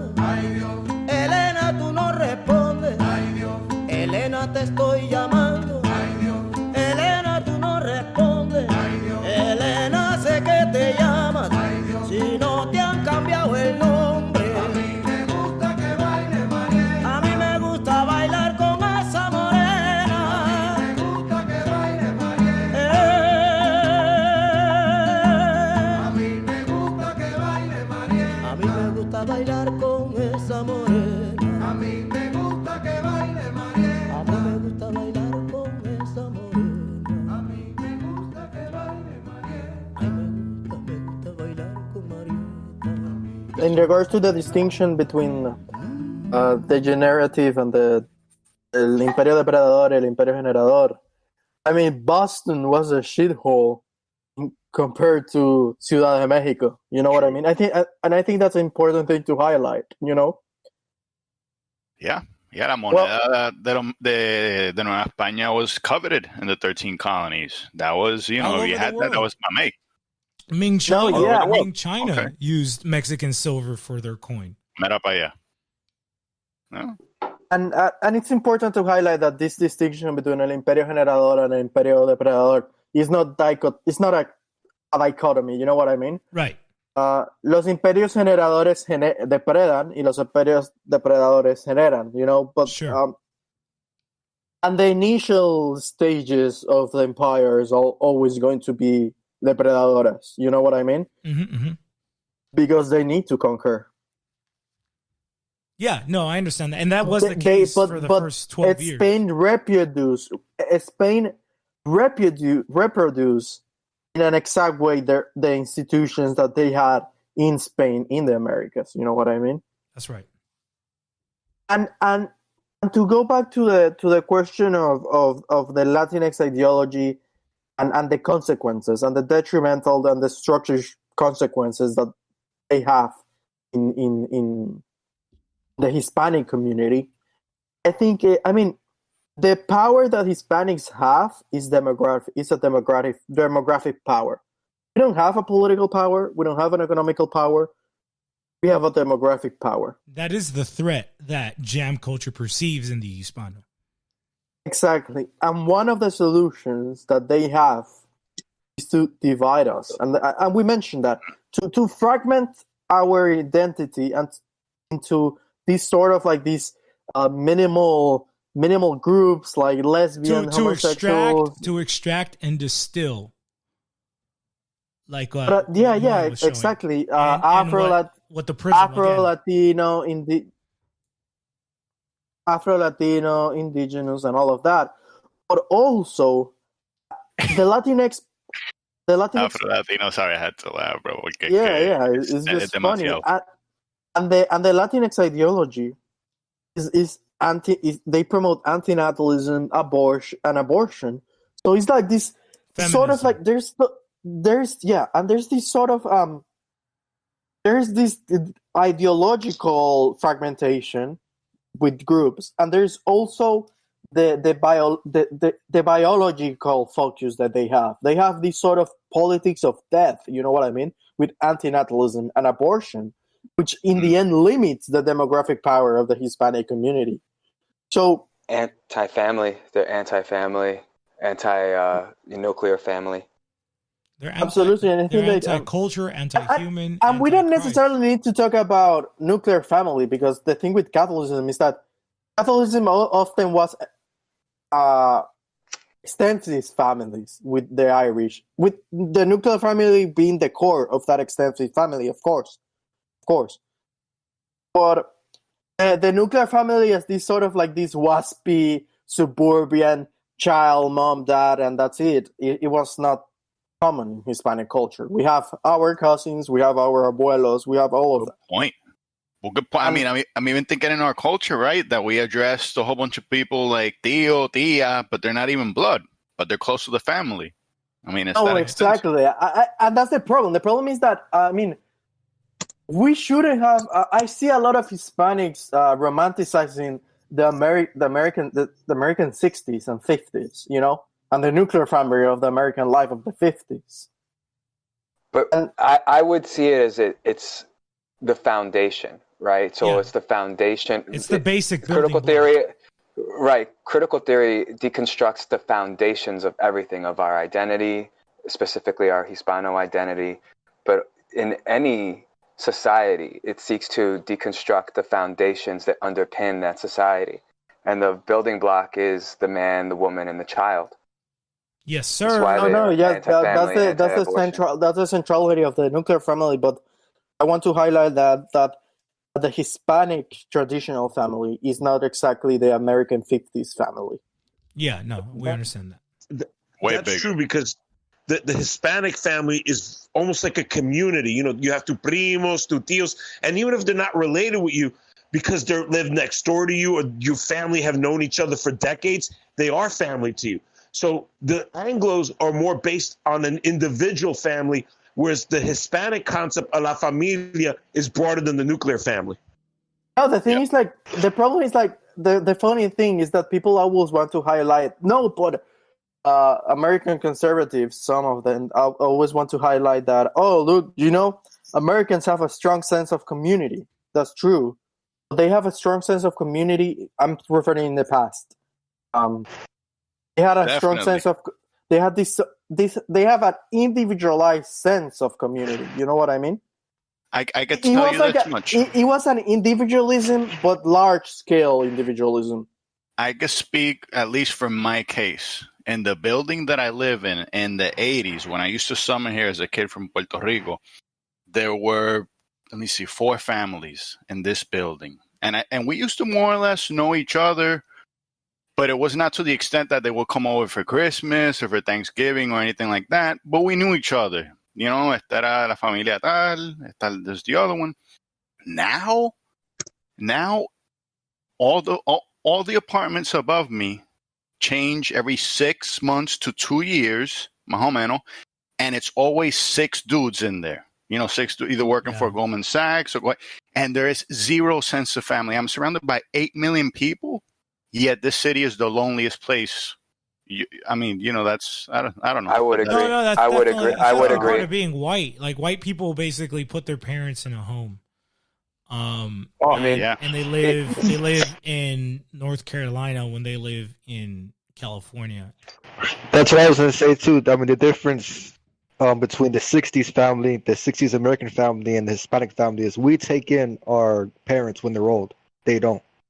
They put them in a nursing home. The reality is that we also raise our children. White people in general pay someone else to raise their children, whether it was a black mama or now it's a Guatemalan. They'll pay some Guatemalan maid. Yes, yep, sir. They get mercenaries for that. Yes, sir. They're paying, yeah. It's true.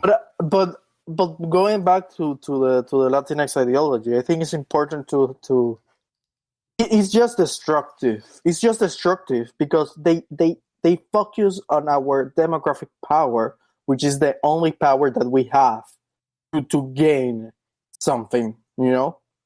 Because we're so minimizados by the US politically, economically, that our only power is demographics. Yeah, keep making families, y'all. That's demography is destiny. Who said that again? Comte. He was a French positivist. Comte, yeah. And the thing is, I find always interesting that we have like different programs because what they want to do is to dilute Latinx or the Hispanics. Oh my God, I just say Latinx. The Hispanics, they want to dilute the Hispanics into this sort of fight of they want to introduce in Hispano America American racial tensions. They want the blacks from Hispano America to feel the gripe that they've never felt. They want the mestizos to feel this guilt and at the same time bitterness towards our Spanish heritage and our Catholic tradition and faith. They want to create these inner tensions because this is the only way that they're going to be able to divide those four into one-on-ones. Because one-on-one I can take you, but four-on-one I cannot. Yeah, exactly. But inside of the U.S., So when I was reading, for example, the colonization theory of this Puerto Rican guy, his name is Ramon Grossfogel. He's a disgusting human. He's not a. I don't like him. Let's put it that way. He's probably New Yorican. Nah, Juan, I don't know. I don't know. He's not New Yorican, but he's a sort of like this communist leftist decolonization theory and so on. He always go to Venezuela and promotes Maduro, and then goes to Spain and basically promotes the independence of Catalonia, of Andalusia, of El País Vasco, and of Galicia. So these guys are very Sephardic? Ding, ding, ding. I don't know. I think it's Catalan, maybe. Every single time. Going. But he. I think we all have some sort of Sephardic blood probably in Latin America. But besides that, Grossfogel said that Hispanics, says Latinos, should position themselves inside of the U.S. and decolonize the U.S. from within. But that strategy is basically the brown and is basically to dilute Hispanics into not a pan-Hispanic identity, but to dilute Hispanic into this like woke fight of against white supremacy, against What he's doing is he's looking to descoser the quilt of Hispanos, right? Because it's like a quilt of different colored strings that you knit together and you make this blanket, right? This tapete. But to fight other people's fights. But to fight other people's fights. Yeah. But the effect of that is to get rid of the blanket, get rid of the tapestry, is to decompose it, dissect it into its component parts that now can be co-opted by jam culture. In the jam culture schema. No, it's just as bad a strategy as you said. And that ties in with the black and brown unity question in the United States as well, because then you have the black and white brown Hispanic unity. race. You have the white Hispanic race soldier, and then the black and brown unity, which is set. Because they don't, either camp doesn't have the numbers. The Latinx or the Pygmy. Right. Oh yeah. So they want to take some from one camp to bolster the numbers on another camp, and vice versa. Yes. No, yeah, exactly. At the same time, they're both abusing us at the same time, but they want us as foot soldiers. Yeah, because they're destroying us ideologically, culturally, and spiritually. Yeah, culturally, spiritually. Yeah, that was right. And I was watching this TikTok the other day. Is that the one you sent? Was this? Yeah. Hold on, let me look. Was this sort of like? Let me play it. Yeah. You're gonna play it now? I see it. Yeah, I'm gonna play it right now.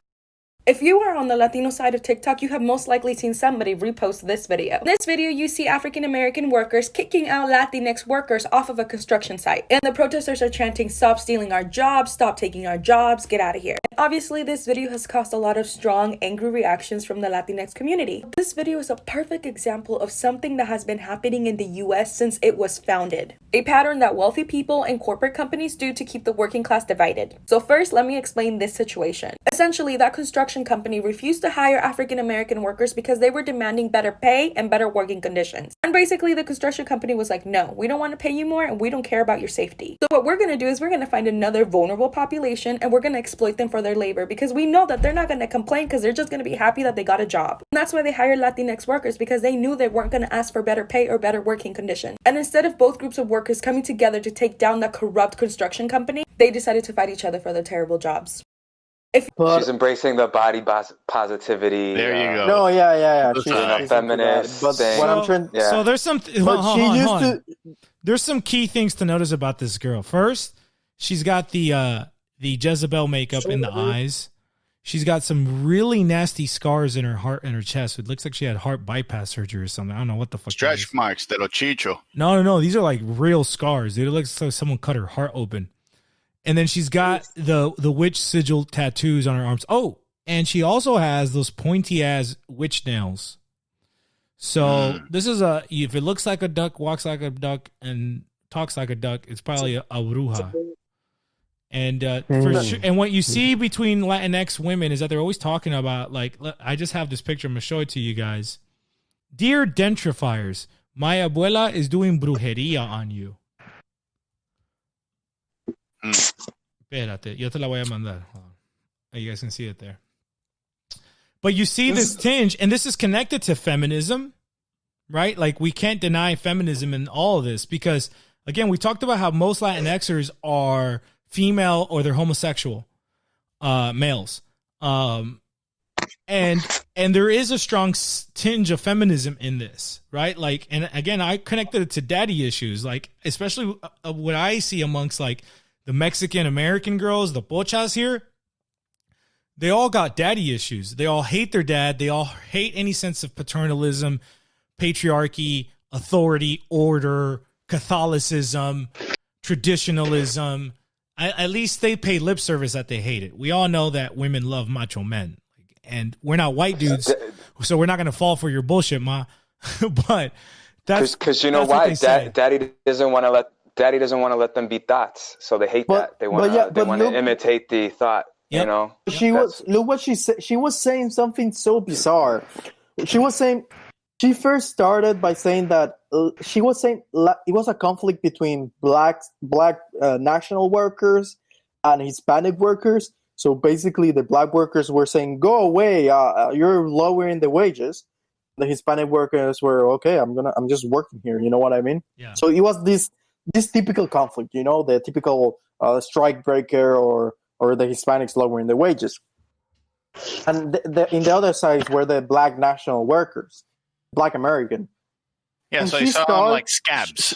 No, she starts by saying Latinx workers. Go ask a motherfucker Hispanic construction worker if he's Latinx. Puño en la cara. Not even... He's probably never heard of the term. He's not even a puño en la cara. It's just like, what the fuck are you? It's just like, what the fuck are you talking about, girl? So Right. so there's like this sort of like imposition. Mariconada, like that's gringo shit. Exactly. That's gringo shit. So besides that, she states this. So she starts with the Latinx workers, which is a perversion. I mean, those guys are probably homophobic. Those guys probably catcall women and are that's also. I think that's what we wish. But like I mentioned in an anecdote before we started recording the episode, is that these guys probably have been brainwashed too, unfortunately, through Juan Gabriel and Ricky Martin. But I mean, probably, but the idea. I mean, I think my uncle is a construction worker, and his friends are like that. You know what I mean? They're very machistas. That's good. You know what I mean? Tell your uncle to keep that line, because he's the last line of defense, man. No, yeah, exactly. But it's also this imposition to people that are probably not fucking aware of like the fucking word. And also, she's saying this Marxist myth that the proletarian or the working class are always this sort of like this universal class that have the same interest. And that's not it, you know. It's not that the corporations have this evil plan to divide the working class. It's not that. It's that the working class is essentially divided. Is divided. It's effectively divided. And a Mexican working class do not share, materially speaking, the same interests as the black working class. Yep. She's catering to blacks. She's catering to blacks. Sure, absolutely. But you know what's really ironic there is that she's saying, "Oh, this is corporations being greedy," and yet her ideology is officially sponsored by McDonald's and IBM and Twitter and the New York Stock Exchange. So what the fuck is she talking about? You're saying that these corporations are basically this corporate greed at work here, yet you are taking hook, line, and sinker the ideology that's officially sponsored by these same corporations. So which is it?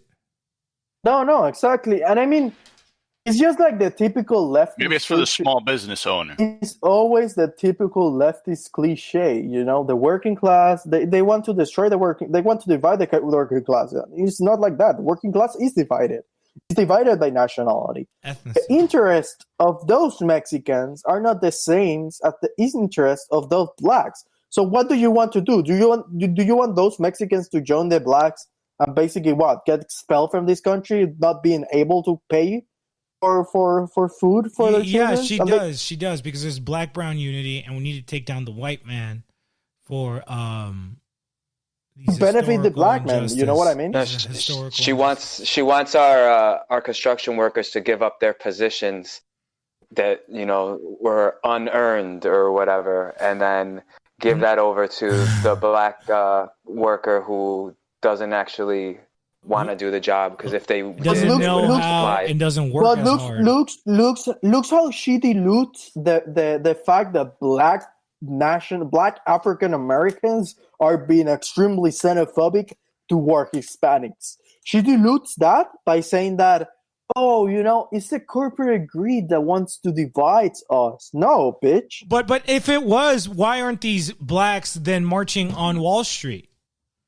Why aren't they burning up banks? Because they haven't been commanded to. Exactly. That doesn't even make fucking sense. Why are you bugging the worker then? If you can understand that the worker is just a pawn in somebody else's chessboard, why didn't you go knock the hand that's playing the chessboard? And that shows you how the Gringos are alike. The white Trumpkin Gringos attack the Mexicans, and the black Gringos attack the Mexicans for quote stealing our jobs and taking our jobs. First of all, that job ain't yours, okay? Number two, they should be angry at the oligarchs that are quote unquote getting rid of their jobs. They shouldn't, you know, they're lashing out at the wrong people. Yeah, I agree. No, but I don't. The thing is with that argument, Alex, is that that's basically the argument that this fat chick is saying. You know, I really doubt that if it's not my argument. I'm just saying. No. Yeah, it's just more logical. Yeah, I mean, but she doesn't really mean it. She's being disingenuous. But then my question is, why isn't she saying, "Hey, black workers, you're attacking the wrong people"? She's apologizing for the blacks as opposed to educating the blacks on, "Hey, you're targeting the wrong people." That's what I was just about to what say. I'm trying to say, what I'm trying to. I'm sorry, guys. I'm sorry. 68. I think that this is like the first time you talk. No, I know. I was just gonna say that these people just serve as apologists for for people that don't respect them or the values, and these people are proxies for our enemies. They are even if the they are traitors. They are traitors. They are here. They minimalize and they make excuses for the fact that they're acting like this, and then when you bring it up and you say, "Hey," they'll say your anti-blackness is showing, or your patriarchy, or you're a cis white passing Hispano now. The problem is, guys. Like I think there's a problem with the argument of the oligarchy. Yes, I agree with that. I agree with the corrupt nature of the oligarchy, but at the same time, the interest. What we need to highlight is that the interests of the Mexican working class are not the same as the interests of the black, African American, or the white working class. Tease that out, honey. Tease it out a little bit for us. In what sense? I think if there is a war between the U.S. and Mexico, the Mexican working class is going to fight against the American working class. You know. Okay. Yeah. And that's like the limit situation. Well, here's what you're saying is that it's not about class; it's about ethnoi, and this is really what I've been working to put forth. That the dialectic in this continent is not black versus white. It's gringo versus Hispano. And these two ethnic identities, two ethnois, jam culture and Hispano culture, this is what Huntington also puts forth, is the real dialectic. It is the real tension in this continent. And I'm positioning it that it is the city of God versus the city of man. It is do as thou wilt or be humble unto your creator. It really comes down to that theologically. But again, it's what you're saying is that the working class Mexican, his interests are with Hispanos as an ethnoi, as opposed to working class Americans, whether they're white or black.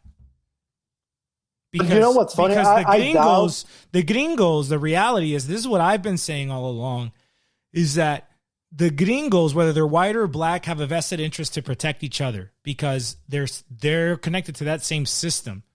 Whether blacks have a problem black gringos have a problem with white gringos, it doesn't matter. They will, at the end of the day, fight together against us, no matter if we're black, brown, or white. Absolutely, but you know what's funny? What's funny is that imagine if those workers were white workers. She wouldn't say that. It's the oligarchy, brown and white, brown and black unity, and so on. She wouldn't say that. Right. I'm sure she wouldn't say that. She would go with white privilege or something like that.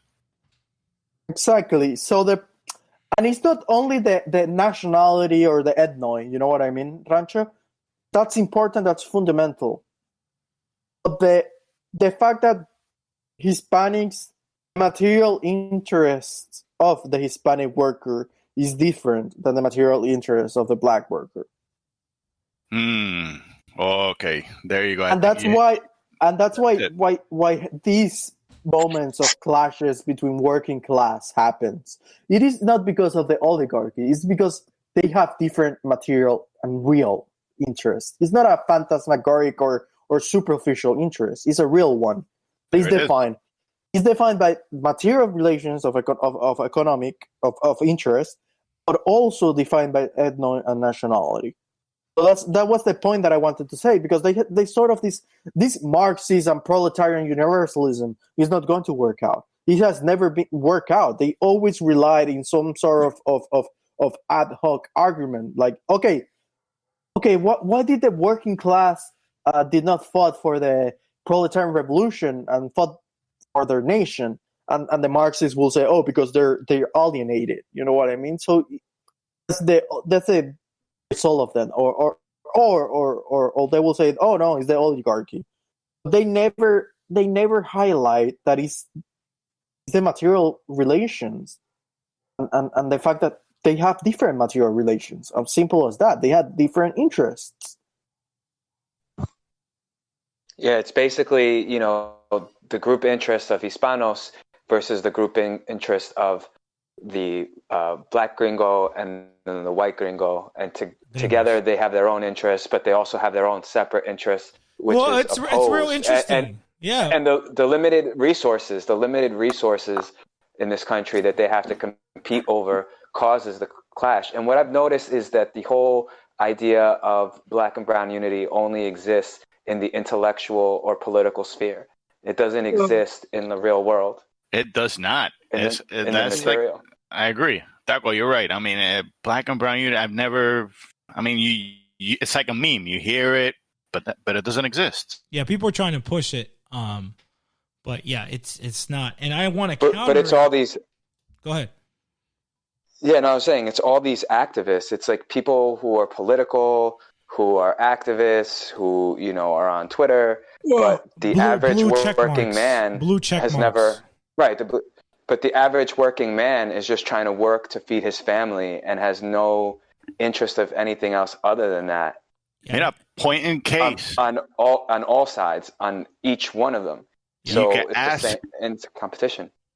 Ask Carlos, que se crió aquí en Queens. If you tell a Dominican, a sub-Saharan phenotype Dominican, que tú eres negro, te cae, ¿qué? ¿Cómo que yo soy negro? Yo soy dominicano. They want nothing to do with con el negro gringo. Right. Or at least there's a hard divide there. So it's true. Yeah, no, that's the tension that we've kind of stumbled upon specifically around Dominicans. And here we see that alchemy, that distillation alchemy at play, where American identity politics, race critical theory that comes from white people from Europe, Germanic, Ashkenazi white people, is alchemizing Dominicans and Puerto Ricans to feel like they have to identify, even if they got green eyes and blondish hair, as Black Americans. They have to identify as this blackness that's dictated and defined by Black Americans. Right. Not by Afro-Cubans, right? Not by negros from El Chocó, not from Mexicans from Guerrero. But by black gringos, Americans. Black gringos. Yeah. I mean, it's crazy. I mean, it's just being Puerto Rican in New York. I've heard a couple of times like, "Oh, you just like us. You black," and I'm like, no, Bobby. I'm sorry, but I'm not black. I have African heritage, which blends in with the Spanish and the Taino, and a new ethos is born. Yes, but I am not. No, I'm not black. Because there is no black-brown unity. There is Hispano-Afro fusion of the Afro and the Hispano. That's the black-brown unity. And that's what produces the culture, that Afro-inspired influence culture of Spanish America, which I would argue is the highest forms of expression, artistic and cultural expression from Africa. The most beautiful expressions of African art and culture, you will find it in Hispanoamerica, and there's a reason for that. Se oye el rumor. I don't hear the congas in hip-hop, Exactly. I mean, that's not, but... De un tambor. No, it's in the music. It's in the music. Se oye el rumor de un tambor. Batata toca tu tambor, batata suena tu tambor, tambor, tambor, tu tambor, tambor, tambor, tu tambor, tambor, tambor, tu tambor, tambor, tambor, tu tambor. Si oye el rumor, tu tambor, si oye el rumor, tu tambor, de ese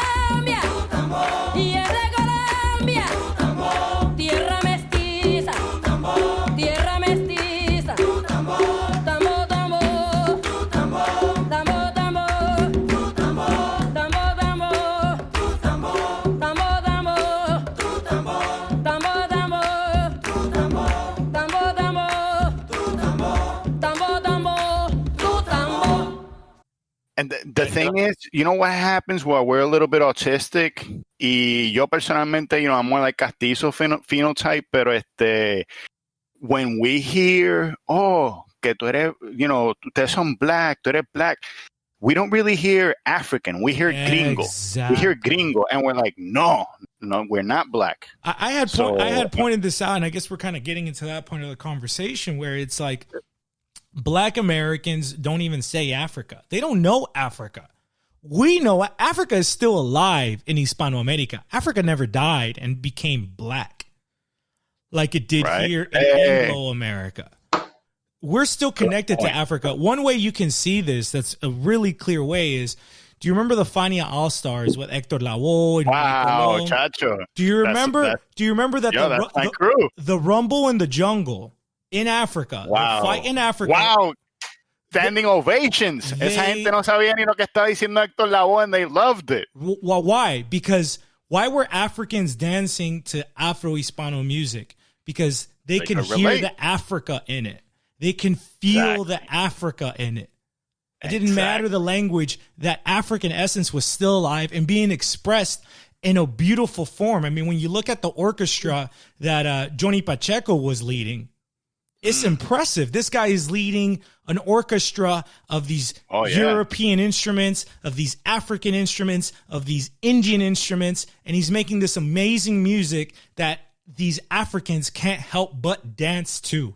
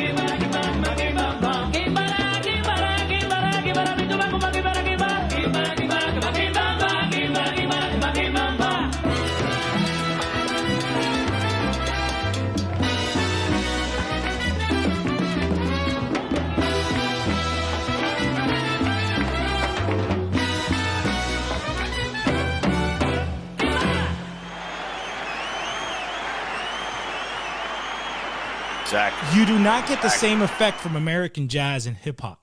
You may bop your head and be like, yeah, this is pretty cool. But it ain't going to make you dance.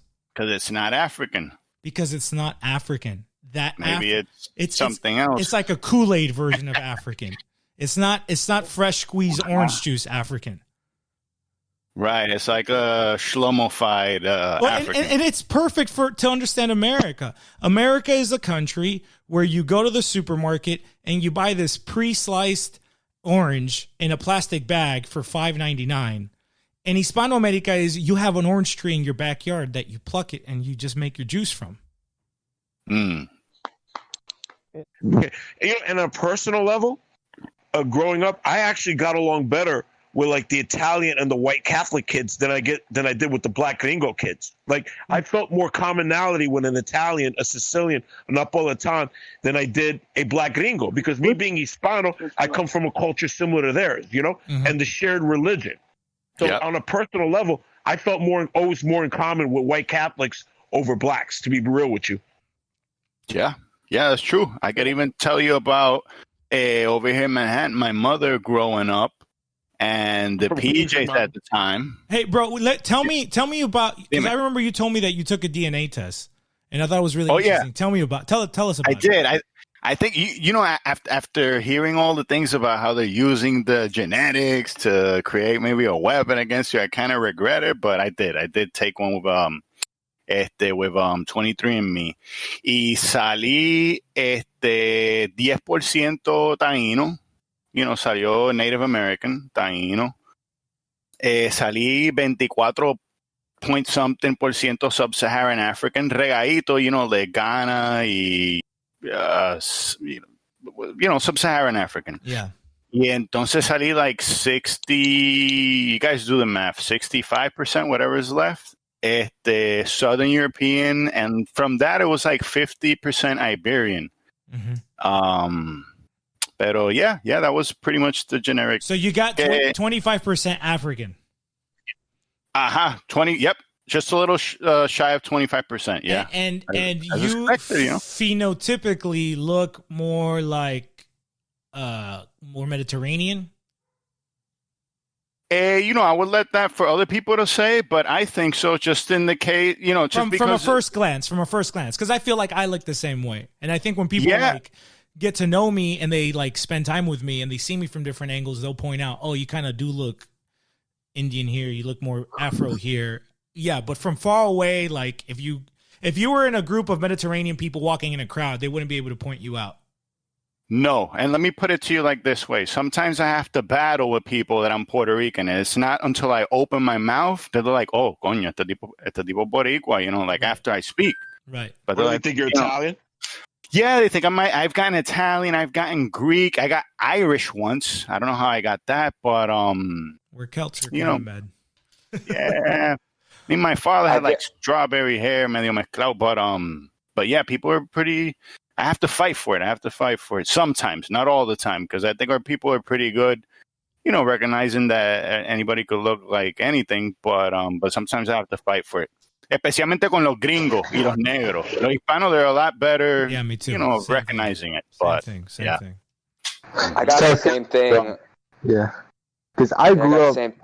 Yeah, go on, bro. It's okay.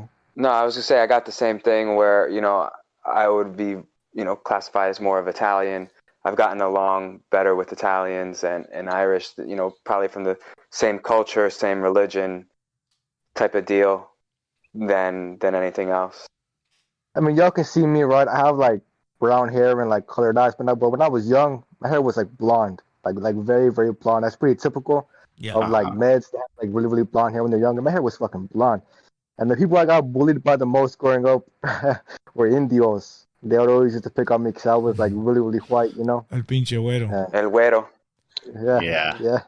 But still but you can still be el güero within our people, and they're busting your balls, but they know que tú eres gente.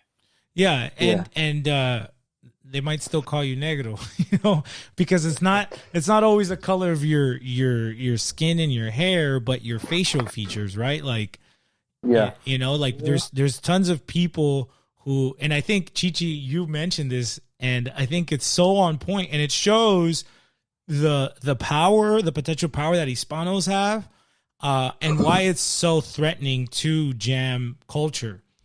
And it's you said it is. It's the ideal girl has Indian skin and hair, a white face, and a black girl's body. Yeah. Right. And that's such a, it's almost like a common beauty. It's like the standard beauty we have in Hispano America, right? There's obviously variations of that. It's like you can't find that nowhere else, the fusion between the three. Absolutely. You know, that's essentially that's us, right? That's our mothers, that's our sisters, that's the wombs from which we spring. Obviously, and this is where I bring it back to the third root of Hispano-Americanos, which is el mestizaje. And it took different forms in different regions, but overall, even if you're from a country that maybe has little African admixture, you still listen to the music from the countries that have that heavier African admixture. Still your music. You get what I'm saying? You still grew up with it. It still influenced your culture. You still participate in that same mestizaje, culturally, if not genetically, physically. Yeah, cumbia, salsa, that's very popular. Exactly, absolutely. In all countries. Absolutely. And you can see, cumbia is, you have the German accordion, or Italian accordion, you have the Spanish guitar, you have the African drums, you have the Indio bass, and that is Hispanidad. That is the Hispano culture. That is the third root. That's an expression of the third root, showing that mestizaje at play. But that mestizaje allows us very interesting opportunities in the world, and I've been able to witness these personally in my own professional experience, where I'm able to relate to Africans in a very direct and unique way that completely circumvents Black Americanism. And I'm able to connect and relate to European Swedes. I had 2 Swedish girls working for me for many years. And I have tons of other European friends, and I'm able to connect with them directly with circumventing white Americanism. Yes. I spent some time in rural North Carolina in the early to mid 90s.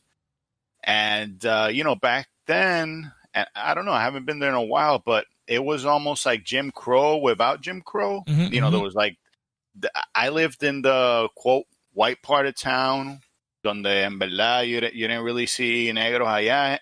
And if you did, it might have been 1 or 2 working throughout the day, pero cuando cae el sol, they got to go back. Right. And I was able to, like nothing. They didn't even suspect me once. Now, at the same time, when I was, in high school, I could mingle con los negritos, and I would play them like, oh, check this out. It's like a Fat Joe, Big Punt. They'd be like, oh, that's great. That's great. And I would get along with them great, too. It's like I could bounce from here to there and problema. So I know exactly what you're saying. Yeah, and that was my experience here in LA when you guys were kind of talking about your experience. Like, I had beef with both of them, and I was able to get along with both of them. I think in my experience, I was from the whites or from the Europeans or Europoids, like I call them. We got along really well. I got along really well with Slavs, with Serbians and Croats and Poles.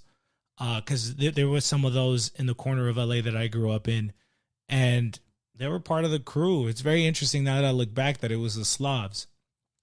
And then, I grew up with blacks too. I had some really close black friends. I still have very close black friends. But now that I look back, and I think I should do an episode with all these guys one day, I see how Hispanicized all these people were. I'm able to see the Hispanization in the culture here. And that's what allowed us to have those bonds and those friendships. Because in a sense, they adopted, and I think for Slavs, it's really easy to adopt Hispanidad. And you see this in like Peg Leg Morgan in the Mexican Mafia. But it's easy for them to adopt it because whether they're Catholic or Orthodox, again, they still have that same apostolic worldview and tradition. And they also are like that gray line of whiteness where it's like they're white when it's convenient, not white when we want to bomb their countries. And they had that experience. Like I had a Polish friend growing up who was first generation Polish. And it's like, you know, he was part of the same side of the Cold War. So when I told him I'm Nicaraguan and his dad, you know, was kind of a comrade, you know what I mean? And he's like, oh shit, like we were on the same side of the Cold War too. So it's funny to see that. But yeah, again, I was able to program with both under an Hispanidad. And at the same time, I had beef with both, like, you know, full stop. So you see how that dynamic of Gringo versus Hispano, which is not racial, plays out, and how under an Hispano paradigm, we are able to relate, bond, cooperate, and help each other. We are able to form communities. And I think that's real interesting to note about Catholicism, because Catholic means universal.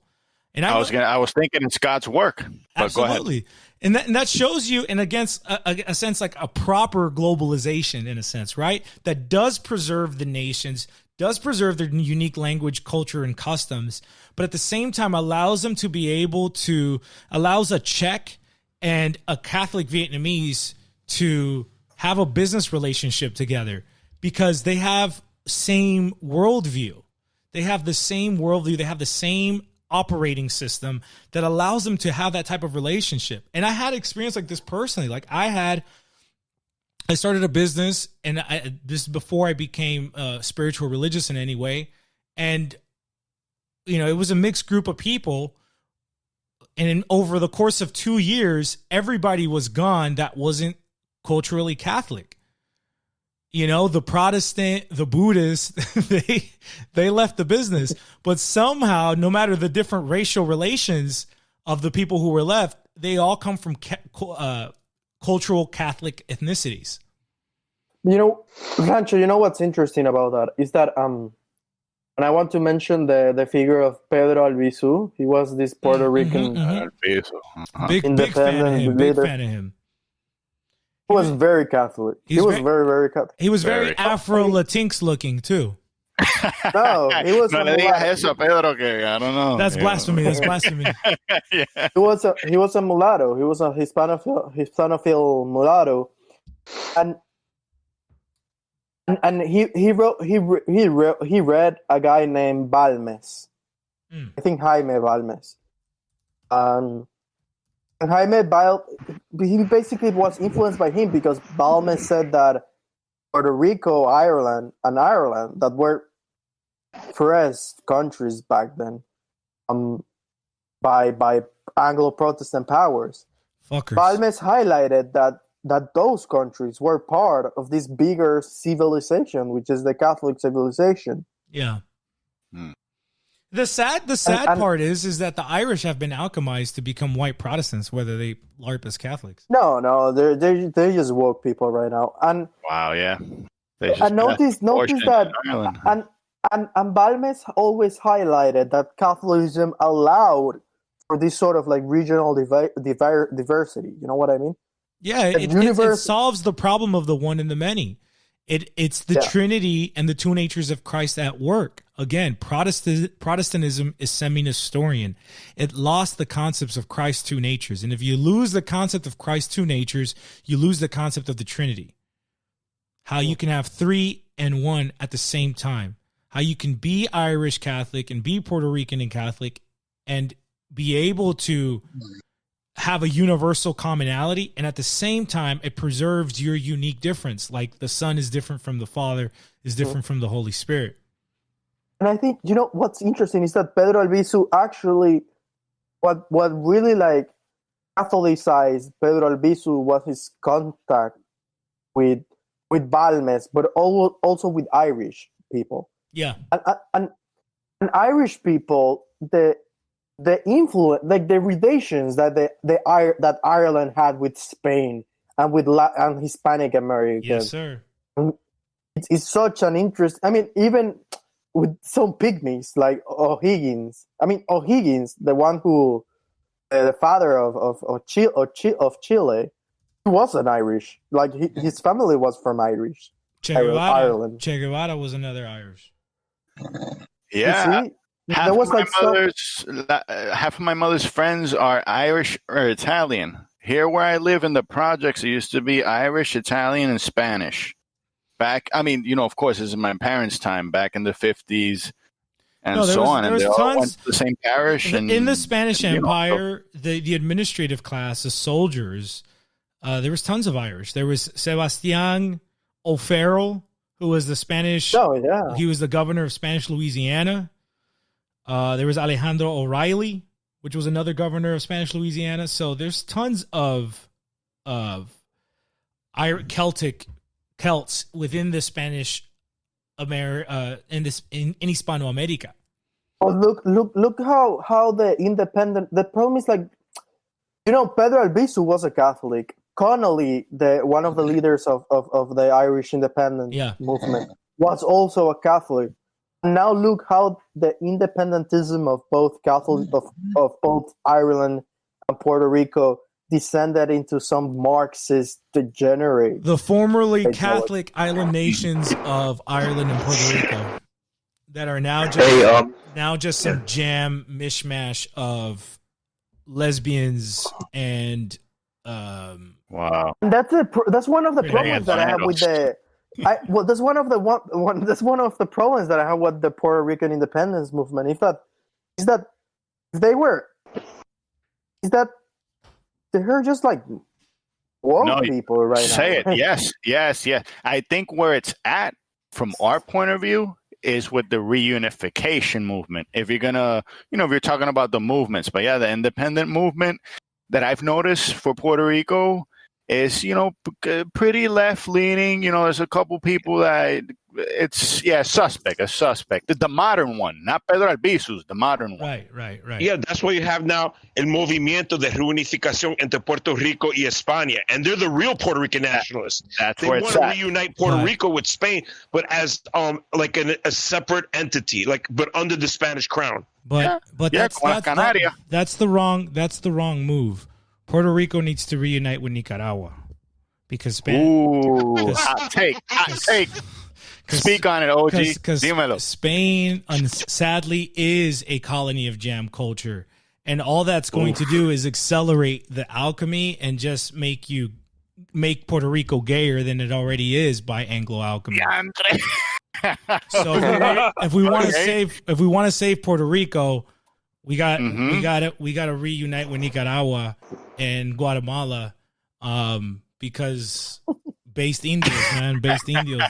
If you want to save La Patria, who fought for the crown? It was the based Indios, and it's the based Indios who are going to save La Raza once again. Okay, check it out. So I want to say I agree with you off the bat without giving it too much thought. I agree with you. Let me then clarify and say that the group of people that we could best work with is in el movimiento de reunificación. Yeah. But wait. El Inquisidor, wait. Yeah, dímelo. Let's be realistic here. I don't think the reunification movement. I think it's important to give rep to them. You know what I mean? I think it's important, like, to give them payola and so on, and it's important also to show, like, to talk with the Spanish embassy and say, okay, guys, do you know that there's a fucking reunification movement in Puerto Rico? Are you guys going to do anything? Or at least something? The Spaniards, because they probably don't give a fuck. Spain is breaking at the seams, man. It's probably the most balkanized country. I think Mexico is probably in the close second, and Argentina. They're smaller every day. Yeah, the only thing I can say, but it's done by design, of course. So besides that, what I'm just wondering, what should the position of Hispanistas be in regard to Puerto Rico? We need to make Puerto Rico Hispano again, man. But the answer is not Spain. The answer is Hispano America. No, but I mean, in terms of, like, we reality, take over Spain too, but that's another story. Like, we have the three options. That's phase two. Phase two in your manuals. We have the Puerto Ricans have three options. independent, the status quo, which is now with the protector, and the status quo, which is now, or the state solution. Which one do Hispanistas should lean more? Independence. If those are the three, independence. If those are the three, but yes. Here's what stops it. Independence means you're gonna eat shit. Right, but I'd rather eat shit and be free, and keep my head up. Yeah, exactamente. That's the Nicaraguan ethos. We rather eat shit than have but, you. I mean, build what's the point of independence? What's the point of independence if you're going to have like the gayest country ever governed by Marxists? Well, that's the thing. Okay. But that's the thing. If Puerto Rico is truly independent, then those people lose their corporate sponsorship. And now, how are they going to be able to alchemize Puerto Ricans? Puerto Ricans will automatically go back to their cultural default, which is la Hispanidad. Or you could have Puerto Rico unify with Spain, and Puerto Rico takes over Spain. I don't know. I'm throwing that out there. No, those are two guys who need Guatemalans. But the funny thing is that I think Puerto Ricans have never been and this is not This is not to offend. It's okay. No, dale. They were offense proof over here. Yeah, exactly. I think the national character of Puerto Ricans is precisely an anti-independentist one, because they didn't even want independence with Spain. Neither do they want necessarily independence with the United States. You know what I mean? That's a total fact. Yeah, porque nunca nos rebelamos against Spain. Right.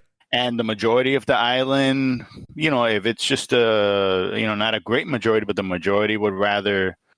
It's sad because the majority would rather stay as we are, and then followed by becoming a state. And the independentista, they're like, 5-4%. And reunificanista, I'm going to be generous and say 1%. So something's got to give there. I think that's going to change. I love the idea of coming with Nicaragua, though. Yeah, I would love it. I would like to get some of those cigarros from Esteli, and that would be great. Macheteros of the world unite. Yes, sir. Puerto Rico's a small island, so I mean, it really can't be independent. It doesn't have the resources. It has to be part of a bigger dependency. Exactamente. Dominican Republic does it. I don't want to speak, I'm Puerto Rican, right? I was born in Puerto Rico. My father's Puerto Rican. Disclosure, my mother's Cuban. But, as far as the economic, GDP, we're like a baby. And why does a baby cannot have a family? Yeah. Yeah, no, I agree. Absolutely. Again, it just means that the reason why most Puerto Ricans want to be part of the United States is because they're afraid of eating shit. They don't want to eat shit like Nicaragua. Like, we've seen the videos, right? Like, we don't want to be barefoot and dealing with gorillas and dealing with all that bullshit. But I think over time, because what's happening is that the United States is losing economic power over the world. And I think that decline is inevitable. There's going to be a breaking point where Puerto Rico's realizing, like, we're not doing any better by staying on the Titanic than if we were to maybe look for another ship or try to just float by ourselves. Yeah. There's going to be a point. I see what you're saying. There's going to be a point. I don't know if it's 5 years, 10 years, 50 years, but there is going to be a point where that's going to. Now, the question is, will Puerto Rico exist that long? Because what's happening, I think, when we talk about this culture war between Jam culture and Hispano culture, one of the fronts is Puerto Rico and the Dominican Republic. I would group those as one front because they're the ones who are being alchemized most heavily by the Latinxer line. But that's inside of the New York connection. That's here. The Dominican Republic, I think they're okay, although they have the Haitian problem.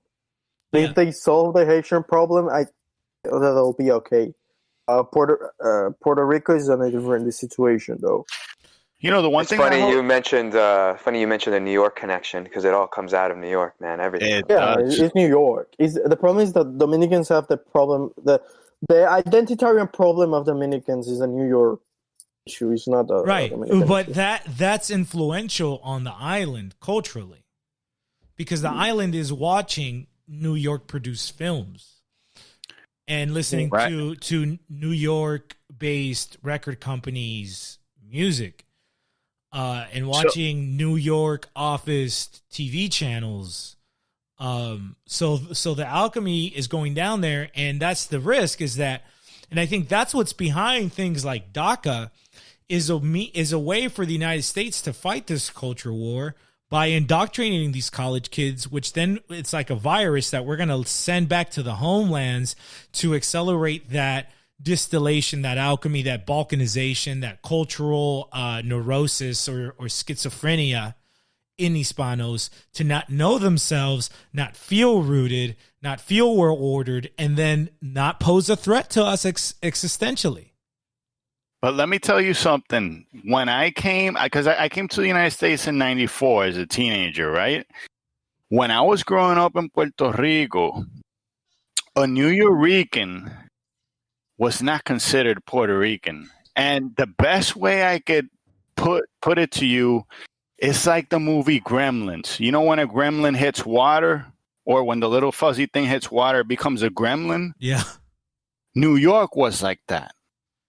So, if you came from New York, you came to visit your relatives in Puerto Rico, tú eras gringo, papi, tú no eras puertorriqueño. Yep. I mean, and that was like set in stone. It's like, you were basically in the same level with, Josh Winthorpe, the blonde hair, blue eye guy that had the hotel. Tú eras gringo. Right. And it was, you had to earn, like that position, porque nosotros, we don't speak English. Nosotros somos puertorriqueños. Right. And, but yeah, New York is like, I think like water. New Yorkers and Chicanos were like the proto Latinxer, which is kind of what you were touching on earlier, Haniel. Exactly what made me thought about that earlier on the show. They're the proto Latinxer. And I have a third group. When I used to go visit my relatives in the Dominican Republic, they used to mock me, call me Dominican New York, because I used to dress in baggy clothes, was into hip hop and stuff. Yeah. But in regards to Chicano, I think there were some legitimate Chicanos. Cesar Chavez, for example. Yeah, but he was about labor. He wasn't about But he had a strong Catholic faith. He was a conservative guy, a very conservative guy. Traditional. Oh yeah. Traditional. Sorry, he was a very traditional guy. Although he had like some pygmy tendencies. Oh really? I don't really know that much about him. No, he hated illegals. He hated illegals. But he hated illegals personally or business? They were scabs. For labor. Yeah, for labor. Strikes. They used to go in and work, and they were scabs. And he wanted to create this sort of like coalition with the white working class or something like that. But I mean, he adapted it over time, but that's how it originally started off. Because there were some more American labor. You know what I mean? He saw it as undermining. They saw it as undermining the Mexican and Spanish labor that was already there. Yeah, exactly. And I can understand that. I can totally, kind of empathize with that understanding. But I think it's just showing really small level thinking, because again, you're vying, and this is the thing about the pick me and the Latinxer, that they have more in common than they realize, is that they're vying for a position on somebody else's chessboard. When the right play is toss the chessboard out and pull your own board out, play your own game. And that's the opportunity we have as Hispanos, whether we're Puerto Rican or we're Mexican from the United States or from Chile, it doesn't matter. We have that opportunity right now today to replace the board and play our own game, play according to our own rules, and not allow the jam alchemy to divide us so that they can continue to defeat us. You're right. But yeah, I mean, some Chicano, there was, we shouldn't bash like all Chicanos. Some Chicanos were That's some interesting ideas. Although I will say that the Chicano movement in the 70s, it had such a strong relation. Maybe we should like make this distinction between the labor Chicano movement with Cesar Chavez and then with the student Chicano movement. You know what I mean? Yeah. Of course. So yeah. Anything student becomes jam No, for the most part. Yeah. And so why don't we talk about how we kind of understand this in and out, up and down. How do we talk about how do we combat this? How do we fight this battle of the culture war? I think this what we're doing is a very early salvo in the culture war. Having these discussions, these conversations, these introspections, understanding things on a macro scale, a cosmological scale, a worldview scale, understanding the history, understanding the geopolitics, understanding the ethnopolitics, understanding the role of theology and all these things is crucial because it is slowly enabling us, especially as men, to carry this on into our children. Because as men, we are ultimately responsible for our children's edification and education. And so now that leads me to the next phase, which is education. Again, you see how Russians have Russian school, Vietnamese have Vietnamese school, but Hispanos don't have Hispano school. And that's really something that we need to take the reins on. Myself as a young parent, and I actually have my sister who has 3 girls. She's like asking me, like, can you help me kind of form a lesson plan around Hispano history for the girls? Because she's homeschooling, right? And I think you're gonna see more and more of this. And even COVID has shown this because the kids are at home and people were kind of questioning, like, really, what's the value of kind of institutional public education if at the end of the day these kids are just home watching YouTube videos for school? So that's an opportunity for us to go in and help create the content, the lesson plans, the materials, the books, the lectures, to begin to educate for the first time Hispanos on who they actually are. Like a nation of Islam? No, that's from the 60s. I would say something more like, what we're doing, putting up YouTube videos, like, you're very smart, Haniel. You're very educated. You're very well read. You can create that content. Those lesson plans can be created, formed, and they can, to be honest, be marketed. And here's where I come in with shaking my Sephardic hands together because I smell a business opportunity. But it's true. We have to understand that the reality is there is a huge market opportunity for this stuff because I buy it. I'm not even thinking about the money. I don't give a fuck. But I buy it. I need this for my boy. I need this for my kids. You know what I'm saying? Listen, and the state that Catholic schools are in right now. Yeah, that's not going to save us. That's not going to save us. Unless garbage for years. Yeah, is what I'm saying. Unless we control those Catholic schools, which I think, with your curriculum. Yeah, or with our money, or with our clergy. You get what I'm saying? Like one thing we have to do is take back the Roman identity from this, quote, Western civilization crap. The Romans are our ancestors, not the ancestors of the Anglos, okay? Right. That's because we have to take back our roots. We have to say, no, Hadrian's Wall, Adrian was Hispano-Roman. He was born in Spain. That's right. Okay?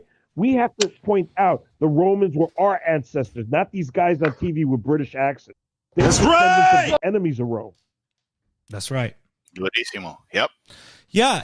We've mentioned it. We have to break apart the Black legend. We have to really understand the history of the empire, the imperial periods. We have to understand Spanish history or this history of the Iberian Peninsula. It should be should be denationalized history. Yeah, You know? absolutely. Absolutely. And that's what's really interesting about Pocho Hour, that it's showing how all these, Pocho can be a derogatory term, but I embrace it. I think it's funny because we are all Pochos. We are all Pochos, right? We are all Hispano diaspora in the United States. And here we are. And then there's Pocho himself. Right. And here we are realizing that we're in the same boat and that the stability, thriving success of our future generations lie in the same boat, regardless of what class you are, regardless of what region of Hispanoamerica you're from. Our destiny, we're realizing it, is in the same boat.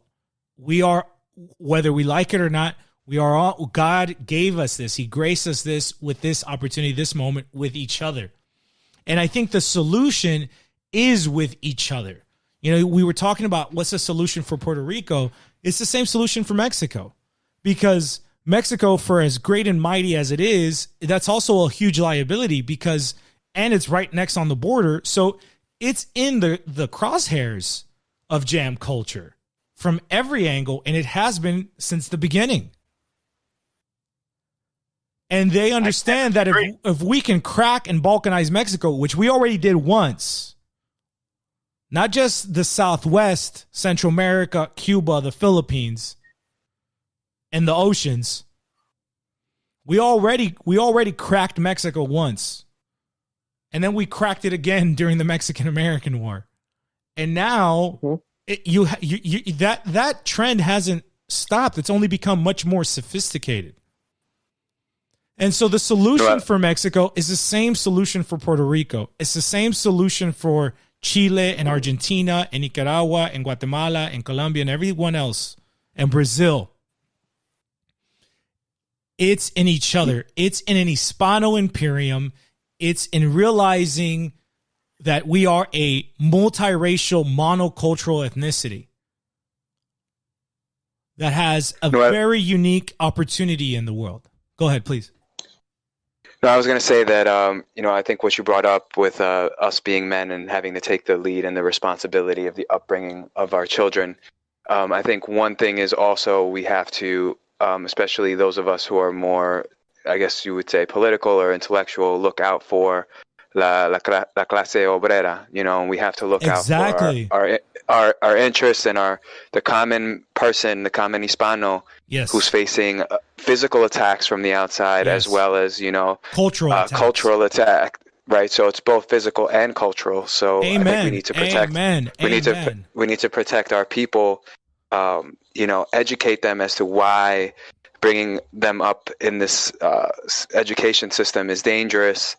To tell them the things to look out for, and also to, stand up when they're being abused, and stand up and say, no, you can't keep doing this, and protect them. And I mean, this is where ethnic gangs are created, because an ethnicity is beating up on another ethnicity.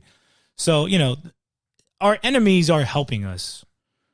So I totally agree.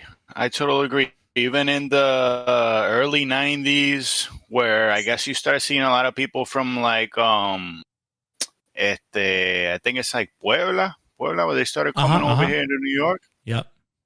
There was kind of like a little bit of a split, por lo menos entre los boricuas, and it was like, nah, papi, they're with us. Like, déjalos quietos, they're with us. Yeah. They're our people. They're with us. So no, pero son los primos de nosotros, and el que se meta con ellos se metió con nosotros, so to speak. Igualmente, de acuerdo. Yep. Yeah. Yep. Alex knows what I'm talking about. Yeah, same thing happened in LA when you even had the tensions between Salvadorans and Mexicans, but those people have essentially fused both in their gang structure and in de facto. I mean, look at Miami. Exactly. I'm really interested in Miami in 2 generations. Like, that's going to be really, really crazy, because I even look at myself, right? Like, my wife's Colombian, I'm Nicaraguan, and it's like, well, now I got roots in Colombia, dude. You know what I'm saying? And I grew up with Mexicans, so I got roots in Mexico. And so I feel really good about this. Like, this is the way forward. We need to build this connection. Like, we made a joke about Puerto Rico needs to unite with Nicaragua. Then, like, Puerto Ricans in a position to be able to travel to Nicaragua should be doing that. They should be connecting with their Nicaraguan friends and taking advantage of those connections. Because, dude, in my travels, I stumble across business opportunities. And now I have friends in all these different countries with these different business opportunities. You know, and these aren't just friends. These are family, you know? When I'm in Puerto Rico and I'm dealing with a client, like, I'm at the house. I don't even stay at the hotel. You know what I mean? You know what's important? You know what's important? That although our countries are not united, the idea of pan-Hispanism inside of the U.S. is important. Yes. Because it gives an example, you know? Yeah, and that's why I think Pochos have a very interesting opportunity. We have more ready access to capital. We have more ready access to technical knowledge and insight, right? Whether it's from trades or business expertise, etc. That's extremely valuable. That puts us in a position to be able to go back to our countries, invest, help create, and even from a network perspective, right? Like in my line of business, I can work out of Nicaragua, Colombia, and Mexico, and all the countries in between. So we have to take our expertise, we have to take our capital and build those roots. And I think that's really interesting about, you know, everything that we've kind of experienced throughout this year is that, you know, my Rolodex of contacts throughout Hispano America have expanded exponentially. If I had connections before, I got way more connections now. And what I've noticed is from really high caliber people, right? It's not like Joe Schmo trying to sell a dub bag, you know what I mean? It's high caliber people, educated, with access from good families, have a higher level understanding of things. And this is where I tie it into in order for us to build that Hispano Imperium 2.0, we need to build a new noble class. And I don't mean noble just because you inherited, but I mean noble because your character is actually noble. And so thus you kind of earned that leadership position in society. And calidad. And it connects to what you said, Taco, that we have to see ourselves as stewards of perhaps peasant class Hispanos, because these are our peasants. These are our brothers. These are our people. And they may not have the mindset for it. They may be too busy working too many jobs to support their family. But that's an opportunity for us to come in and us to build those gaps, those bridges with, you know, those rich Cubans and Venezuelans from Miami, and help connect these people and help fill that opportunity, because there is, in fact, a business opportunity in this. Where there's cultural opportunities, there's an opportunity to pay for that by itself in a profitable way. One thing I think we should also do, like, you know, is the opposite of what Rad Latino was proposing, which is buy into this system. I think we should be building things outside of this system. We shouldn't be spending our capital. Benedict option. Say it again? Yeah, I mean, the Benedict option. What's the Benedict option? Isolation. Bueno, go ahead. Dilo. Sort of like, you know, the Los Benedictinos sort of, it was like this sort of the medieval thing going on. Yeah, I know who the Benedictines are. But it basically is basically it was a conservative idea proposed by, conservative in this case, I think, proposed by this sort of American author. I don't quite remember his name. Mm-hmm. He basically states that a conservative. I don't remember his name. I'll search it up. It's Rod Dreher. So he's basically he wants to create those sort of like independent institutions of the mainstream society, because for him the society was getting woke, progressive, and so on. Yeah, and he wanted to sort of like get out of those institutions and sort of create these isolated or like connected but isolated at the same time institutions outside of the mainstream society, like neo-Amish. Yeah, I would say something like that. I mean, this is what Jews do. This is what Chinese do. This is what Persians do. This is what Armenians do. This is what Russians do. Hispanos do to a certain extent. You can see that in Miami, right? We own the banks, right? We own the businesses. We own the real estate. So you can see it in Miami for sure. I think Miami's like the perfect example of that. But yeah, I think this is where when you kind of talk about Haniel about like what's our how do we program into the American political system? My whole feeling is like stay away from the American political system. I like when you brought up Cardinal Cisneros, man. Yeah, that's my don't touch it with a 10-foot pole, dude, because that shit's infectious. It's infectious, man. And I think it's corrupting. I would say that like as long as like we give into this identity of the Latino or the Latinx within the United States framework, then we just become a commercialized version of what it means to be Hispano, and we become part of this system, and it corrupts our youth and it corrupts our spirit, and we would never be able to fully, exercise our power or defend our interests. Yeah, whenever we come in. That will tell me. I think the Latinx has to be, you got to catch them early. In other words, you can't convert people to Latinx, right? Is that the correct approach? I feel like these people have to be brainwashed early. Yeah, and that's what public education does, and the culture. We have to prevent them. We have to prevent them from reaching that stage when they get to the Latinx. At that point, it becomes too difficult. Yeah. Not only are they mentally, colonized with this ideology, but they're also spiritually, They already cut their hair, dyed it purple. They already came out of the closet. They already slept with too many dudes. And it's hard to undo all that shit. But the problem, they'll actually defend it. They'll defend it. They'll defend their sin because they feel bad about it. They know it's wrong, and they don't want to admit to it. Sounds like a gringo. Even harder. Sounds like a gringo. They'll cling on to it even harder. Here's the thing to understand about jam culture that I also noticed that Jews, white gringos, and black gringos have in common. They don't have confession. They don't have confession. They cannot confess their sins. Therefore, they cannot get absolution. Therefore, they have to carry the weight of their sins, and they have to justify it to themselves because there's no forgiveness for them. Wow. That's. But I think there's a problem with the Benedict option, though.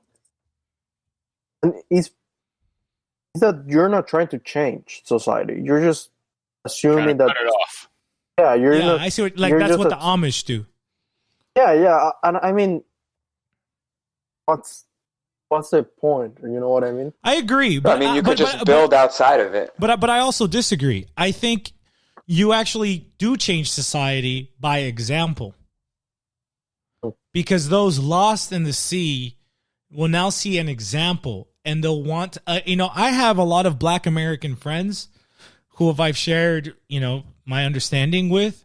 And they come to understand, like, fuck, you're right. None of these racial tensions, we wouldn't have these racial tensions if this was part of Spain. At one point. But what you said with the sacrament of confession was heavy duty, bro, because I don't know how many times I've crawled in there, ashamed like a little kid, it's just... Sure. Just begging, like, I can't believe I did this, perdóname. And, you come out refreshed, bro. You come out, you come out 100%. And I think that you become even less so capable of falling after that, right? Because it's like... Because you had the humility. Twice, how many times are you going to... Right. Exactly. You had the humility before God. And that's the big difference between jam culture and Hispano culture, is that jam culture thinks you can be your own God. It's that Promethean lie. It's that you can hack your way into heaven, into godhood. You can become a Mormon, and you'll have your own planet, which you'll be a god over, making celestial children with, right? That's what Mormonism is. But that's no different. That's no different from Kabbalah. That's no different from Masonry. That's no different from, Joel Osteen Protestantism. Do as thou wilt. Yeah. What is that English poem Here it is. Invictus by Henley, William Ernest Henley. What does he say at the end of it? It matters now how straight the gate, how charged with punishments the scroll. I am the master of my fate. I am the captain of my soul. That is wow. That is Anglo hubris in poetry. That's a quote from Satan. Basically, that was the serpent in the garden right there, expressed by an English poet during the Victorian era. It doesn't get more jam culture than that. Another aspect we need to focus on is you have a mestizazo going on in the United States where a lot of Hispanos are mixing in with primarily white Catholic. We have to make sure that the offsprings are raised in a Hispano environment. Yeah. Because that'll increase our numbers, and because we're seeing a mestizazo right now. Te me fuiste. Can you guys hear him? No. Nah, he dropped. I'll pick it up from what he's saying, and I think that's kind of happening automatically. Like I've seen a lot with these UFC fighters who are kind of half white, half Mexican, and they're like, "Nah, I'm Mexican." because I think these guys, I had shared this story with you guys last time. I don't know if it was the last episode or maybe it was off the record. But, you know, I have this Persian friend has a kid with a white Canadian lady, and the kid was like, Dad, I want to be Mexican. How come we're not Mexican? You know, Mexicans are cool. Because he has this conception of Mexican being masculine men who, like, get shit done and aren't letting themselves be punked by their woman. You know what I'm saying? Which is what he sees in his house with his dad and his white mom. But I think this is happening. I think more and more, and I even saw it, you know, I went to high school in a very like white neighborhood, a very white high school. And, you know, you started seeing how the white girls were like going after the Hispano guys. And then the white kids would be like, oh yeah, like, you know, they'll have like randomly maybe a Spanish last name. And, you know, they were looking to ethnify themselves because they realized, like, I don't want to be white. White means that like I have no culture. I have no ethnicity. My culture is McDonald's and NASCAR. You know what I mean? My great-grandfather was Mexican. But notice, exactly. You saw that a lot in Redondo Beach, California. I had a similar experience with this girl in my college. She was half Cuban, half white. It was a pretty beautiful girl. Cameron Diaz. Yeah, basically. She was a pretty beautiful... No, less white, though. Like, she was more bronceada. But she was a beautiful woman. Sort of like this blue-eyed, but... Like, green-eyed, but at the same time... Mediterranean? Bronceada type of girl. Yeah, exactly. Yes. And I told her, I was speaking to her, and I say, well, why do you identify with the Latino more than the white side? And she said that, but because white has no culture. Mm-hmm. Mm-hmm. But the idea of Latino that she had was like a very commercial Latinx idea of commercial. Both commercial and Latinx, because she was talking about brujeria. Ay, Dios. Brujeria. You don't get whiter than brujeria. That's like such an Anglo thing. It's white. No, it's voodoo. a weird thing. It's like, let me go back to my roots, but to the bad ones. You know? The Indios wanted to stop the brujeria, man. They were like, man, this shit is stupid. It's a lie. Tell me more about this Christ guy. And yeah, so I guess that's a good thing if you want to speak Spanish, I suppose. But it's a start. Yeah. I think you see. Oh no, it's definitely a start. I agree with you that that's a start. You know, I would say that another thing that needs to be understood is the role of men. We need to assume our role as men. We are Hispano men. We have machismo ingrained in us, and that machismo doesn't come from men. It comes from the expectations of our women. You know, our moms raise us to not be a llorón, right? At least they normally did. And we have to Mine did. Yeah, and we have to understand that role. Women want us to be stronger than them for their own sake. We need to take We need to take on... Machismo comes from God. No, absolutely it does. Absolutely it does. And women want to see us do that, even if they say they don't. The natural order. Even if they say they don't, you have to understand how women are. They'll say they want an orange when they really wanted an apple, and they expected you to know the difference when they asked you for one. That's how women are. And so we have to, as Hispano men, I think that's crucial. We need to bolster the masculinity of Hispano men, because that example you gave me of that Cuban girl, I see, okay, that sounds like a start to me. That sounds to me like that girl is looking for a strong man to lead her and help her make sense of the world for her. Yeah, they crave leadership. I mean, that's they what do. They were. They do. They were created for that. Absolutely. You know, and that's when women are most satisfied. Even if they don't know it at first, but that is true. At first they're saying no, stop. Then they're saying no, don't stop. You know what I'm saying? Exactamente. Yeah. It's if you're doing it right, that's right. It is. You know, of course, the world is going to scream at them that they should be the boss, or maybe that they should be, partners, right? Yes. Partners. Yeah, like exactly. A democracy of two. Forget about. You don't even have a majority. A democracy of two. No. And if a woman is giving you that and she's not budging, dump her ass. Get a girl who's 6 years younger than her. She's out there with way less bodies on her, and she's waiting for a dude who's 6 years older than her to grab her by the hand and lead her in the right path. And that's a good take. And make life easier for her. Women are looking for men to make life easier for them. No, that video that you sent me, he actually brought up what was just said before. Peter Helen. You know that if you have two decision makers in the home, then you can never fully agree. There's no real direction in the home, and that no one is really in charge. Exactly. Because the serpent's in charge when both the mom and the dad are in charge. And I think this is me now talking to Hispanos here in the United States.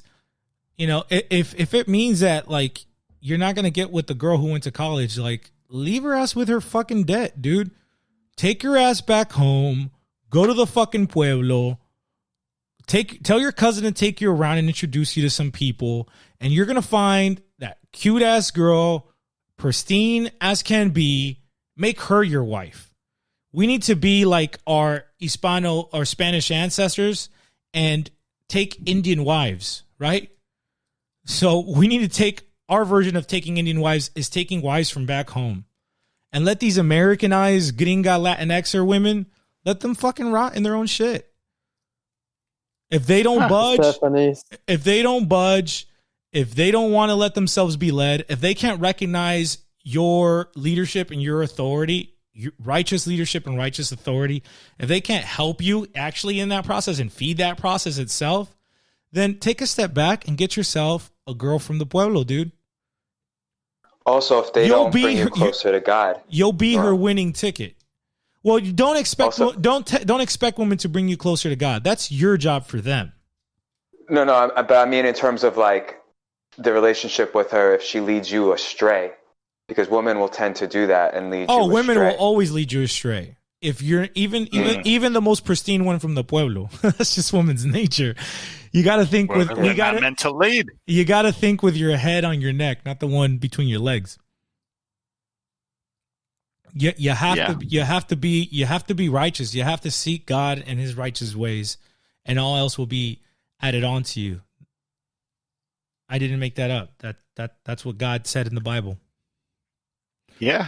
I mean, even if we look at Santa Maria, ¿verdad? That was a higher creature than Saint Joseph, but she still let Saint Joseph lead her. Amen. She still submitted unto her husband. Exactamente. Who was a righteous man. Right. The key there is that women have to give men the space to be righteous. This is the thing that women today are inheriting from their mothers, their lack of trust in men. So they feel like they can't give men control because once you give men control, they're going to spend the money on drinks and whores. And cigars. Or whatever. I say that as an avid cigar smoker, but go ahead. So women feel like they can't trust men, but women have to. It's like when you have a plant and you want it to grow, you have to give it a bigger pot than it kind of deserves, because you got to give the roots space to grow into. Right? You have to give a man an opportunity to prove himself as a man, even if he fails at that. You got to give him opportunity to pick himself back up and try again. Right. And then, and the flip side of that is que, coño, you got to go ahead and lead the best you can, stop, levántate temprano, vete a trabajar, ahorra dinero, do all that, Right. But yeah. Right. That's exactly right.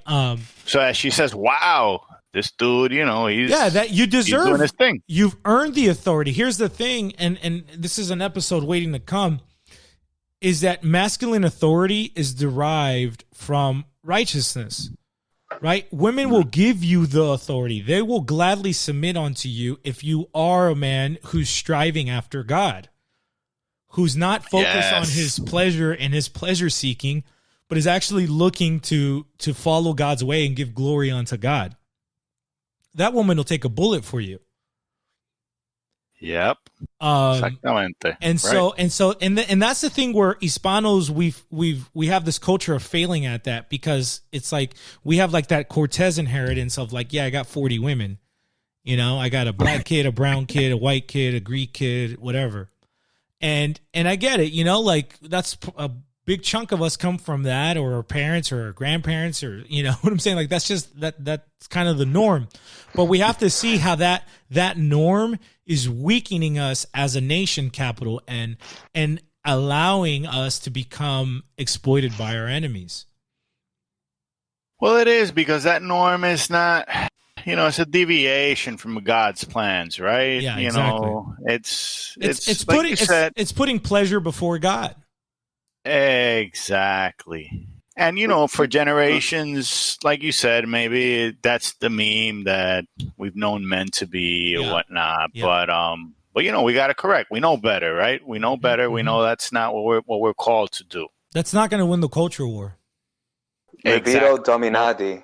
Libido dominandi. Yeah, exactly. From E. Michael Jones, controlling your lust and your lower faculties, in order to make yourself closer to God. To control. Yeah, but they use that to control you. So one of the things important for young men and for us is to get control of that, because the culture that we're growing up in is so perverse, and it's constantly pulling at you to take that control from you, to make you a slave to it. So, don't give into it.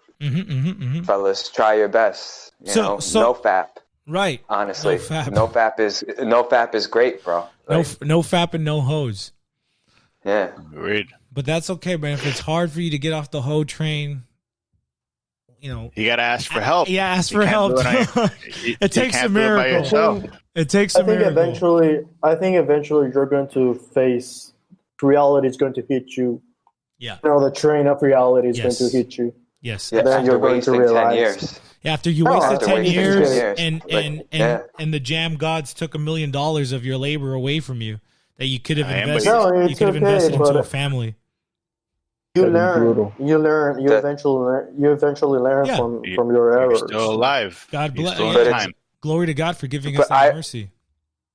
I would caution the listeners that it's better to learn from, say, my mistakes, than it is for you to repeat those mistakes yourselves. Yeah, but if you want to make the mistake, the words of every father. The smart man learns from the stupid man's mistakes.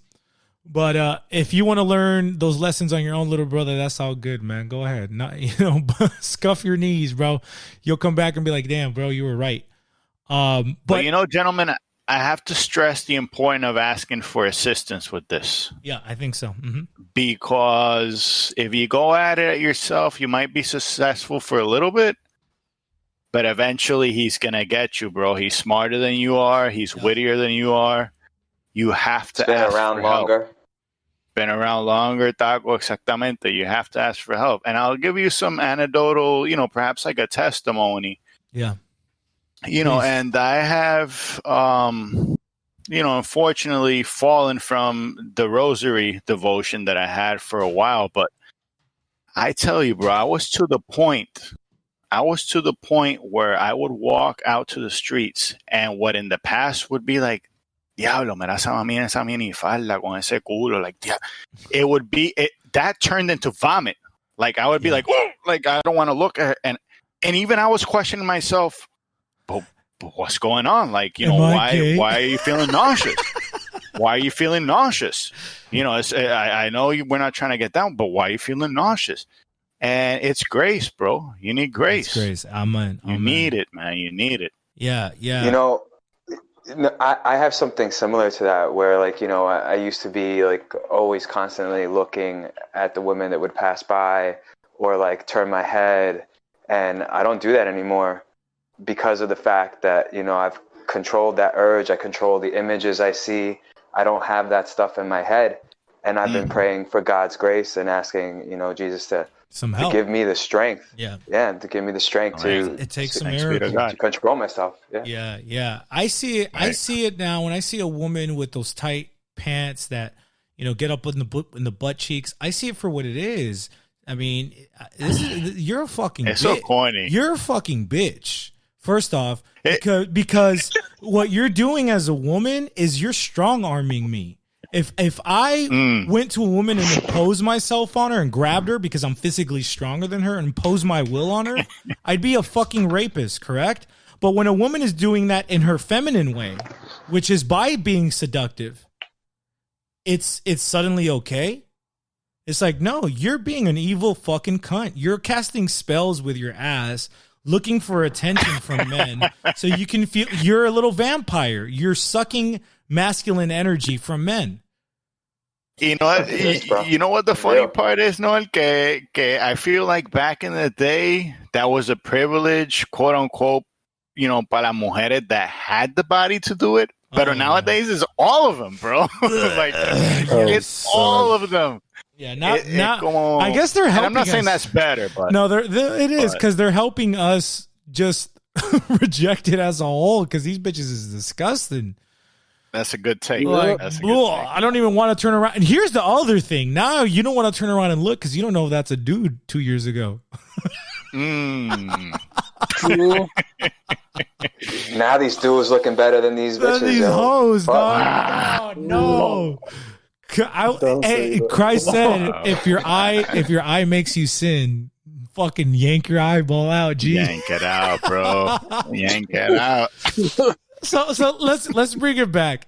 What are the solutions to this? This conversation, this networking, these efforts, this introspection, this media creation, this content creation, this educational track, lecture plan, creation, this outreach to disadvantaged peoples amongst our people who might need some support and some help in these fields. We really need to take the role of being in charge of our brothers and sisters' children's edification and education. And then we need to, at the same time, connect Hispano men to their masculinity and not feel like they have to apologize for being men, that their fathers and their grandfathers and great-grandfathers and great-great-grandfathers had it right when they asserted their masculinity and they asserted their role, and their women were way more satisfied and happier, not having to worry about anything other than raising the kids and making their husband happy. I think you have to assert to your masculinity because God commands it. Period. Amen. And this connects us to, again, our three roots. There's a trinity in our ethnic roots. God is first, then your father, and then your mother. And if Hispanos understand themselves, regardless of your genetic racial makeup, we have to understand ourselves metaphysically as a people. That the Spanish soldier of fortune is that archetypical father of our ethnoi. And that India princess or that gorgeous African princess who got caught and sold as a slave, that is our mother. That Trinity, God, Father, Mother, that's how you produce the family. And so we as Hispano men have to embrace our Spanish paternal heritage, because it is also embracing our own masculinity, our own masculine authority. And it's at the same time connecting it to where it comes from. It comes from God.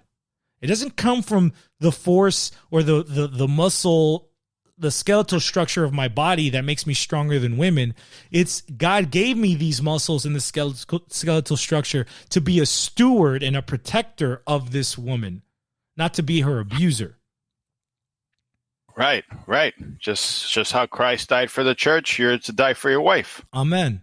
And I mean, especially, in Genesis, when God, speaks to Adam and Eve, he commands Adam to be a steward over Eve because of the fall.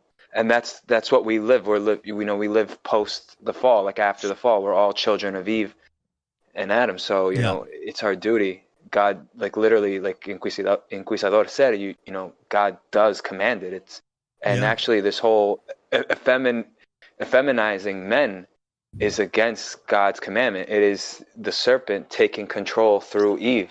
Yes, and that's through why the spirit of Eve. That's why you see Latinxers are women, and usually on the feminist, burly side, body positive side of women. It's usually not the fine girls with good families and good family formation and a healthy relationship with their dad. And homosexuals, effeminate men. So there's no coincidence in that. These people have lost logos. And Hispano ethnic identity, the first root of Hispano ethnic identity, is a recognition of logos incarnating in Jesus Christ. Adam didn't have Christ, right? He's the father of us all. He's the first man, but he didn't have Christ's example. We had to have Adam to eventually get to Christ, but we do have Christ. And so I think this is another answer to your question, Haniel, of how do we combat this culture war? I think it's ultimately reconnecting to Christ. Mm-hmm. Bueno, that I think we can wrap the episode up there, unless you guys have some final notes you want to touch on. I think we talk a lot. We talk about a variety of topics during this conversation. Yeah, a lot of things came out, which we're going to expand on in future episodes. For sure, I have in mind to expand. I want to talk about Africa. I want to talk about our African blood, our African descendancy, the influence of Africa in our culture, and how it's expressed itself beautifully, both in our people and in our culture and in our personalities and our joie de vivre. So that's an upcoming episode, because again, we have to break the copyright that anglicized blacks, black gringos have over African identity. They don't own that copyright. In fact, they should take a back seat and take a page from our book, because we give greater honor and glory to Africa in our paradigm than they do. They're not rocking it right. They're not rocking it right. They don't exactly. They should have the genes, and that's about it, unfortunately. Yeah. And that's real basic, bitch. If you don't got the soul, I mean, if there's anyone who should know that, is black Americans. Y'all are losing your soul because you're buying into jam culture, into BLM sponsored by Bank of America. I mean, come on, dude. And who's leading BLM? Black lesbians. So I know that strong based black men are out there, and I know that they're having the same struggles that we're having. I think they're having a harder time because black women unfortunately have more control over black American society than they should. And I think we should take a page from black men and seeing how, well, it's because black men have largely given into pleasure as opposed to carrying their cross of being the steward, protector, provider, and priest of their families. But that's for another subject. They used to do that. They used to have that. Yes, they did until Look at the Jam look at the Alchemy. Oh yeah, and look who were the leaders of the civil rights movement and so on. Well, Martin Luther King, you know. But MLK was a scam artist. A puppet. Yeah, it was. The but I'm just like Malcolm X was the righteous example. MLK. Notice how black speakers talk. They talk like the way blacks when they want to be speak exactly. Yeah, but that's the issue. And here I'll connect it to Jesse Lee Peterson. That's the issue he calls out, that it's these black churches are led by women and feminized men, you know, and it's echoing what we're saying, that you have all this stuff of the black church, but if the black church doesn't reflect that logos, which Jesse Lee Peterson doesn't understand, but we do, then it doesn't matter.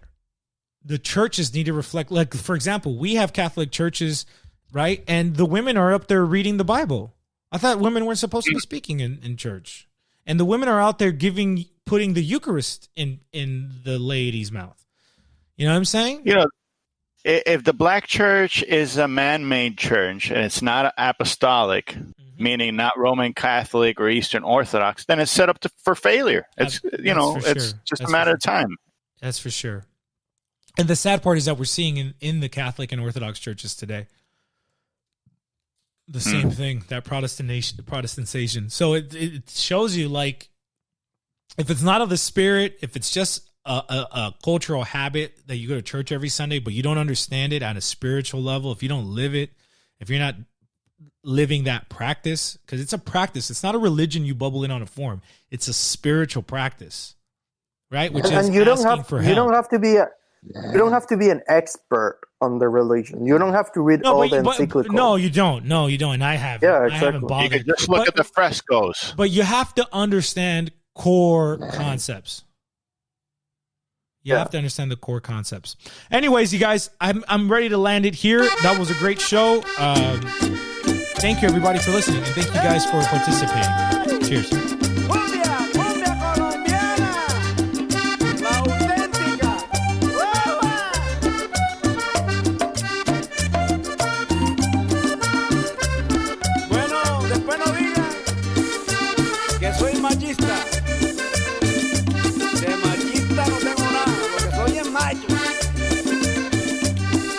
En el mundo lo más bello que me ha podido suceder, en el mundo lo más bello que me ha podido suceder, es de haber nacido macho para gozar buena mujer, es de haber nacido macho para gozar buena mujer, y bendita sea mi mamá, por haberme parido macho, ay bendita sea mi mamá, por haberme parido macho, ay bendita sea mi mamá, ay, por haberme parido macho, ay mamá, por haberme parido macho.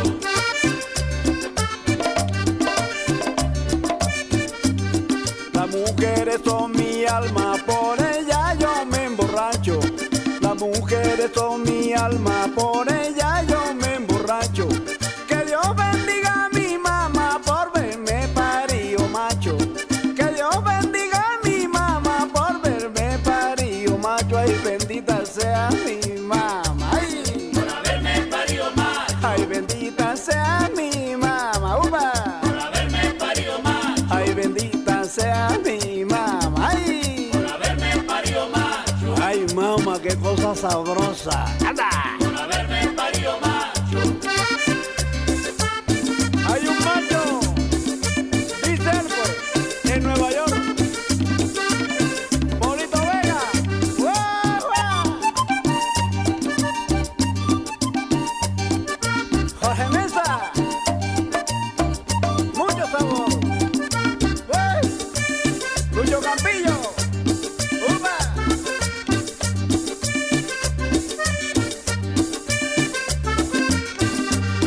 Me dicen que soy machista porque yo hago estos cantos. Me dicen que soy machista porque yo hago estos cantos. Machistas son las mujeres porque les gustan los machos. Machistas son las mujeres porque les gustan los machos y bendito.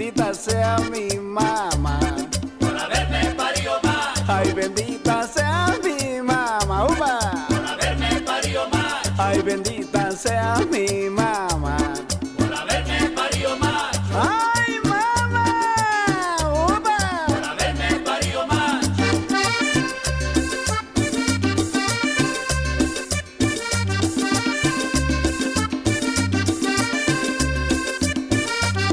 Qué linda se ve la rosa confundida en un vergel. Ay, qué linda se ven las rosas confundida en un vergel. Pero no son más hermosa que el beso de una mujer. Pero no son más hermosa que el beso de una mujer. Ay, bendita sea mi mamá. Por haberme parido macho. Ay, bendita sea mi mamá. Upa. Por haberme parido macho. Ay, bendita sea mi mamá. Por haberme parido macho. Ay, mamá, qué cosa tan sabrosa. Ay.